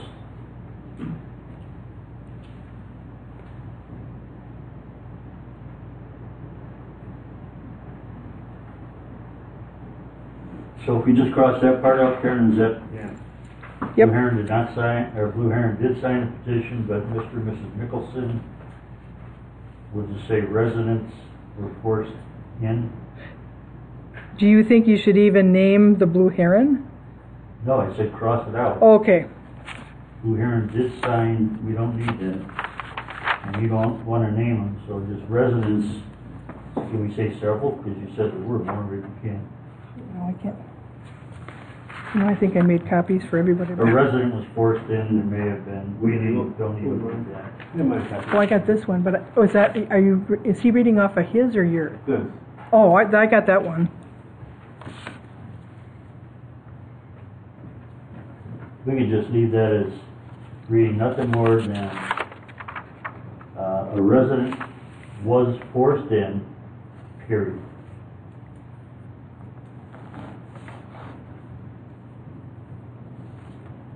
Where a resident was forced, even if they didn't want to live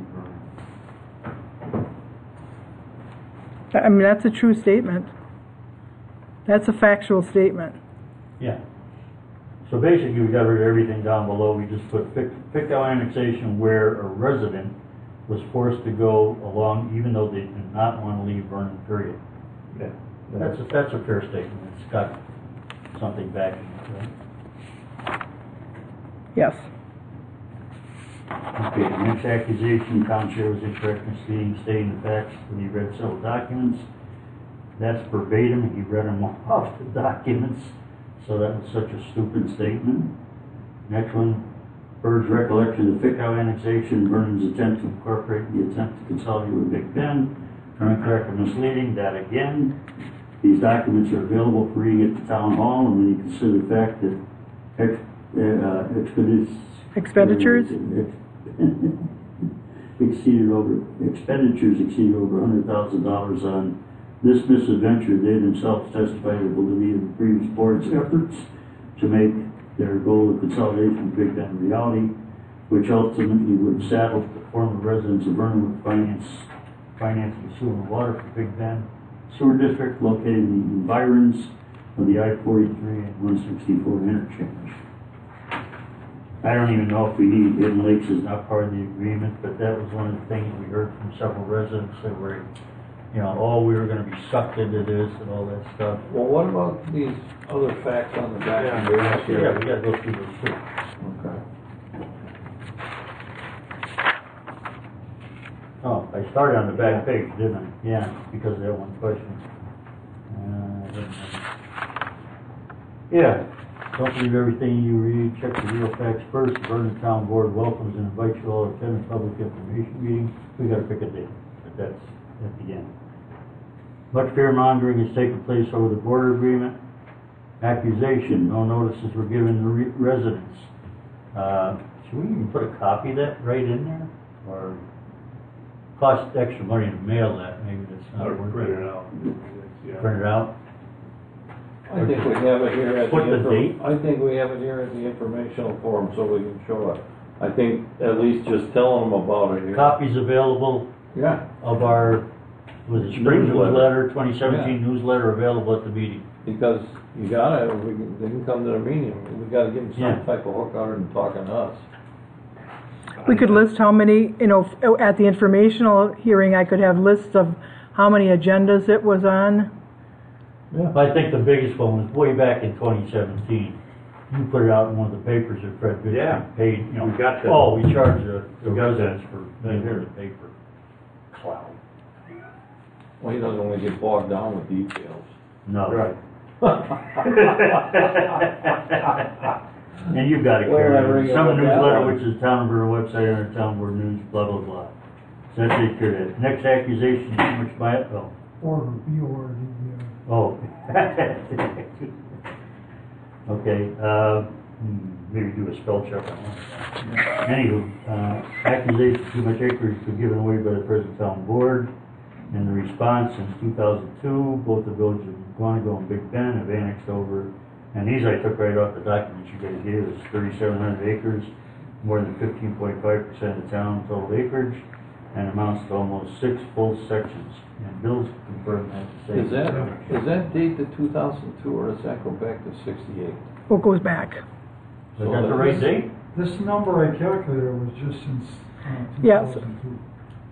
But we can add More. I picked the date from yours because I didn't know at the time. That 3,700 acres, that's Wasn't that what the information Karen just gave us? Yeah. But that goes back to 68. I know, I didn't go back that far. I thought I'll just keep it for it's fresh in people's minds. And from 2002, it's 3,700 acres? Yeah. Probably. But that's the whole total. I didn't check his math. I've got the math here somewhere. Do you want it from 68 or do you want it from 2002? I don't care where they want it from, it don't matter to me. You could leave it there and then let them know that on the website there's a complete detailed listing of all. I don't want to be wrong with that date. Well, if he calculated from 2002, but you could also say on the website it goes back to when the village of Big Bend annexed from the town of Vernon in 1928. That was our first annexation. Well, 300 and some acres. okay. See, that's why I said, you got the history. We got 90% of a letter here, maybe you punch the 10% in and shoot it out in the mail. Because I haven't been here long enough to grasp some of this, so I'm getting my I think Bill's statistics are good for 2002, but also add the caveat that, for more detailed information in regards to when our first annexation occurred in 1928, when the village of Big Bend annexed out of the town of Vernon. That's the beginning of our annexation period. And they can go through all those documents. As long as we can keep it all on one sheet. Yeah. You go to 2 sheets, they hit the wastebasket. So, yeah, anything you can add like that, Karen, obviously builds it up a little bit.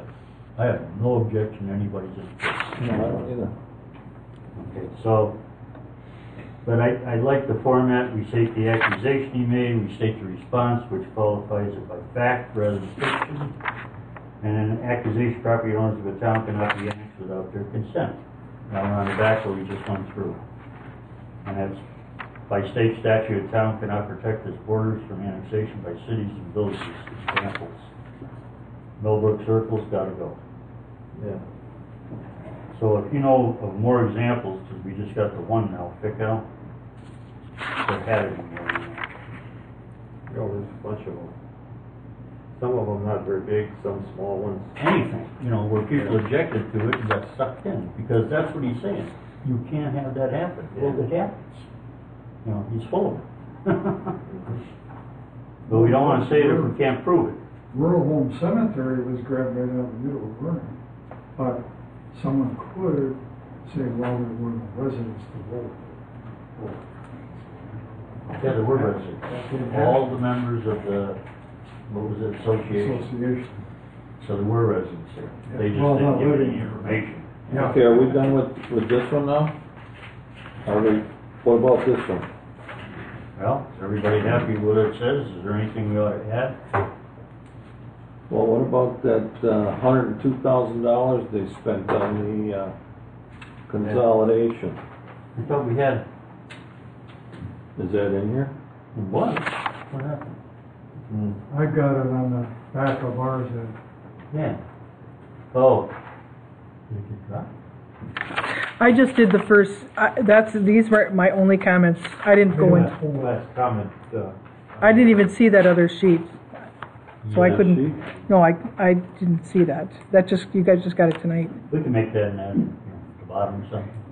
You want all this information on one, front to back? Mm-hmm. Okay.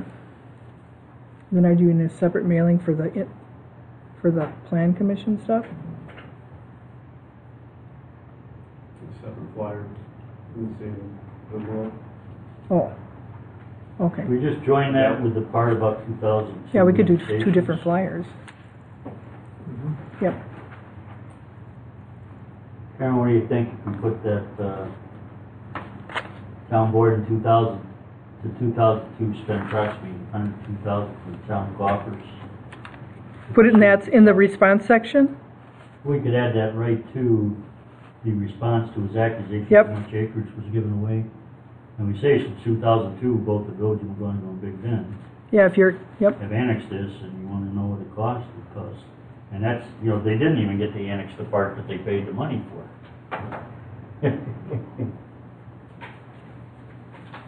So we need to word that to the effect that on top of that, they spent $102,000 on attempts to annex property with no outcome. Attempts to block annexation. I thought they were attempting to get annexation. They wanted- That was a consolidation. That was the Consolidation. That was what they Consolidation spent on program the to sewer. consolidation alone. There was not any attempts to block anything, that was on the consolidation. Guanago, Big Bend, and Vernon, all, and sewer. Actually, it was, yeah, but primarily was focusing, the first effort was to try and consolidate with Big Bend. That was the initial outcome. And No. Pick out, That and got then you turned had down. the For- incorporation. Right, That got turned down. right, by and both then, Big Bend and Vernon. and the We states, voted on that. the state said, you research and study consolidation. Right. Yes. And that's when Big Bend forced it. Big Bend forced in the courts not the consolidation, but the incorporation. And the judge threw it out. Right. And that's when we should have walked away from Big Bend. Yep. A lock, stock, and barrel, fire department, everything. But oh no, they jumped right in bed with them. Could not understand it. I still can't understand it. Well, maybe that I jarred Portman's memory. Maybe he can tell us what happened there. Yeah, Huh. wait, yeah. Maybe. Good question for him. But can you punch that in, Karen, and get that, add that into that, Yep. response to send 2002? Right. Just slip a Yep, statement in there. And I think then you got a full page without having to reduce the print so small nobody can read it. what did you want me to take off the other letter? Well, that was about it. That, the 2000 to 2002, 102,000. And then a referendum was recently circulated, which basically restates what we're debating on the whole document. If residents have questions remaining concerning the value remains their way to come to one of several information meetings to be held, which is now on top of the new one, which is Vernon Board welcomes the invitation to attend a public information meeting. So I think that gets it. Yeah. So I don't have anything to add. what I'll do is I'll redraft it and then send it out. And then, are you putting it on the agenda for the 21st, which, that's it? That's the No. letter? Send it out, send your comments back to her. Everybody's got a day or two to comment, it's gone. Okay, Yeah. Brennan. We don't have to have a. If you don't have a comment in 2 days, mail it. So what date. date for the informational? Yeah. So if you mail it by Friday, it's Wednesday, Thursday, Friday. No. It won't get done that soon. Oh, you gotta get printed. It's gotta get printed. It's got to be folded, printed. Saturday. Well, let me call a printer. I haven't even called the printer. I don't. Your daughter works for a printer, right? Yeah, but Saturday afternoon. We're you don't. good. You don't want them. Those are high dollar printers. Oh, no. I think I'd go to the people that do our mail. I'd like to do this bulk mailing. Take those. Yeah, bulk mailing. Ooh. Yeah.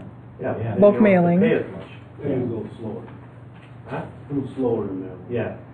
Unless we drop ship it. I can talk to them. I would do that. I used to do that for St. Joe's. You actually, Go to the individual post yeah, office. take it to the, then it's fast. Oh, boy. How many post offices you gotta hit this? 6. 5. Oh. You wanna go Big Bend? New Why, Berlin, Waterford, And Nah. Waukesha. or the big ones, Waukesha, McGuanago, Big Bend. I don't And think I Muskego. wanna watch it today. It'd be 4. I think bulk would be fine. Be a lot cheaper. First class is 50 cents. Yeah. Bulk is probably about 19. 55 now. Wow. Not for us, we only pay 50. When's the meeting though? Now, you want, well, we ain't got the meeting, we ain't got how to mail it. A lot of it's contingent upon you getting it printed up when we would have it. I'm I pretty can- flexible, I'm not going anywhere, so whatever. I can call the printer tomorrow, Yeah. but, and see what kind of lead time they need. Because they're pretty fast about, Yeah. you know, If you take that I don't know what Kinko's charges anymore, but I had 300 some copies of a cookbook my wife did. I think, well, I'm sorry, it wasn't Kinko's. We got a quote there and then we ended up taking it to the guy in Brookfield, but he's out of business. What kind of dates you looking at, Tom? Well, I'm looking at, Karen gets that out and mailed out. When do you think you can get that mailed out by, good Karen? Next week? sometime? I would think they could do it next week, but Hopefully by next Friday. So we got the 25th, 26th, 27th. It would be the Monday, the 25th, 26th, or 27th. I'm gone. What day you going? The 27th? 22nd now until God knows when. 22nd? So you gotta be there 23rd. Well, that's okay. You gotta take care of your wife, that's fine. That's okay. I mean, we can, I can be gone. yeah, we can. I've been gone for quite a while. That's why. No, you gotta take. I was gonna beat you to that, that's all. You gotta take care of I'll it. just give everybody your personal email address. There you go, thank you very much, Bill. So what do you think here? 25th? You don't get 26th? away. the longer, the more time you give me, the better. I have no idea what I'm going to get here from a printer. I was thinking that first week in March, the 4th, 5th, 6th, 7th, or can't do the 7th. But You're not going to be able to make it. Not for. Close. I don't know. Oh, okay. Would be better for me the 25th, 26th, or 27th. If we can get the printer to, If we can get the printer to jack it up. A lot of it's gonna be, and that's not a lot of public notice. a lot of it's gonna be in regard to the printer. It's not a lot of public notice either. Yeah, but are we gonna get a lot of the public to Show up, I don't know. we'll get the same people, Yeah. right, Lord? No, I think you'd be surprised who you're going to get. Think so? we I would have- have 2 dates on this. One, I thought we were gonna hold off on mailing it till we get the 2 dates. one So you don't have to mail sooner it and from one separate. again later. I have the date. I have the date for the planning. I got that flyer.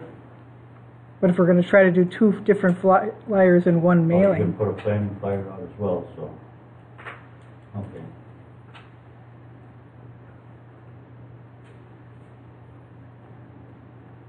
I mean, it's going to. Just so you know, this issue on the referendum is probably going to go to the board next week for you to decide when you're going to hold the referendum, because this referendum is going to be way after the election. August. No, it's got to. Don't. I know. Get that involved with the referendum. You guys tonight. Yeah. Well, like I said, Well, we gotta pick dates because it's gotta be in the letter. Yeah, Well, what do you wanna do, guys? gotta have a date. So February 28th is too early, eh? 28th? For Karen. no. I can't make the 28th. Tom was saying the 26th, but I don't know. And we definitely won't have the. Well, you'll know more tomorrow? Yeah, but what are those dates? The 20. You can't do the 27th either, could you? Yeah. 26th or 27th. I know Ed, you can't make either. Yeah. 26th or 27th. Jeff, I no. I don't think it matters. No. You can't make either. No, I'd say it doesn't matter. Okay. Bill, do you have a conflict? Either one, 26, 27. What's Okay. the 26th and 27th, what day of the week is that? Tuesday, Wednesday. Tuesday, Wednesday. Okay. Can we put a note on the letter, 26th Wednesday to be 27th will be the date, and there'll be another one advertised on the website. Or yeah, if you need another one, you can always do another one I would later. say put another date in towards the end of March. Oh, that's a good idea. 2 Yeah. dates. Yeah, 2 dates for it. That's, yeah, That way they that can should make give one, them they time. can do one little. Give them more time. What dates are bad in Lent for you guys? Wednesdays and Thursdays? Wednesday, Wednesday is. Wednesday the 27th. What about Just March one in the planning 26th? commission. Tuesday, that should, March 26th and February 26th or 7th. 26? March. Oh, March? We're going to put 2 dates in the. Okay. Yeah. February 26th is one? Thank you. 26th or 27th. Okay. And March 26th, that would give you enough time, Tom, wouldn't it? Mhm. That's a good idea, Jeff, to have 2 dates. 2 dates for the informational. 26th and 27th? Yep. And then March 26th. Yeah. Ed. March 26th and 27th. No, March 26th or February 26th or 27th. Yeah. We're going to have two March dates. 25th. Two separate informational dates, Ed? Right. To me, You're gonna have to have two. 226. Some people may not make the 27th. I'll email it to you. Okay, do we have Okay. anything, everything, Madam Clerk? The only thing is I'm going to check with Bill and Ed after the meeting just to see in that other letter, okay? Mr. Chairman, I'm good to go. Okay. I got everything by consensus, sir. Everything? You'll send a copy. Yes. Everything, guys, then, okay, I'll just read again, information letter to the town of Vernon residents regarding the Guanaco Board Agreement.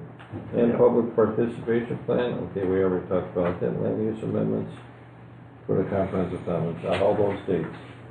Yep. Okay. So item B, award the bid for the town of Vernon road projects. We've got this in front of us. Yep. Just by, bid from Pearl. Tabulation here.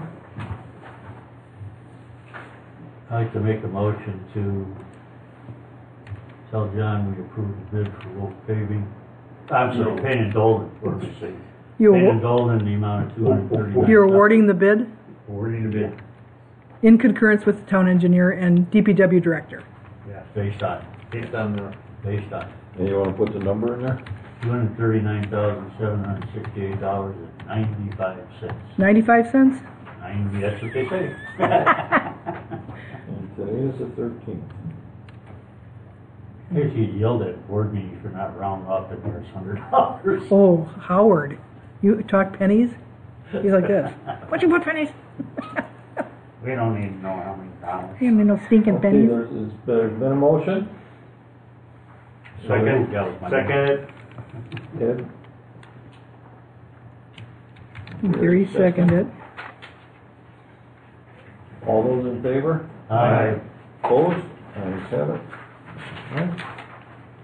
Here. Accounts payable dated February 13th. It's a biggie because we added the settlement checks, gentlemen. And my raise.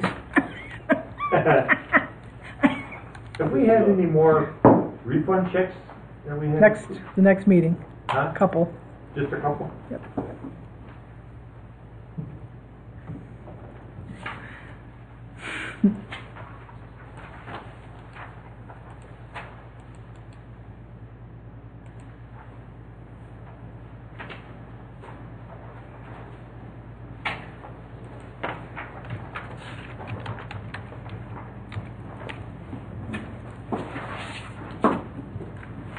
So you have before you the accounts payable.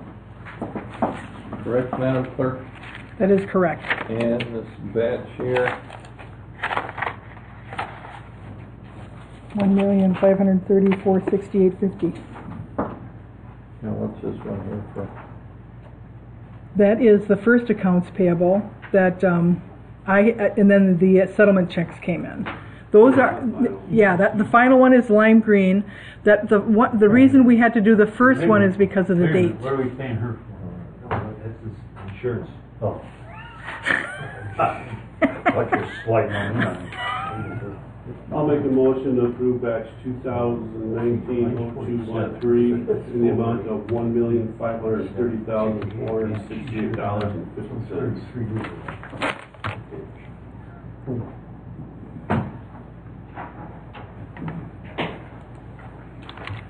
Is there a second?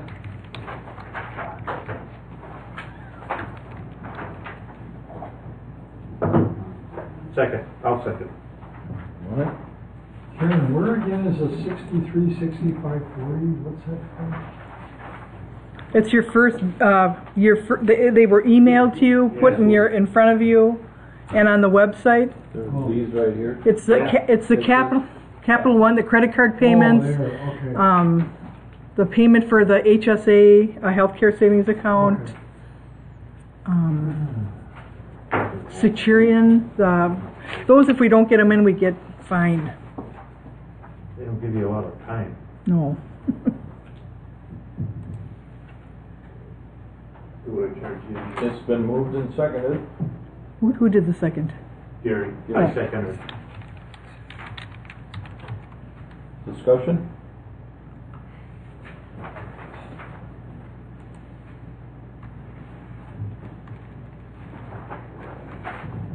No discussion, all those in favor? Aye. Opposed?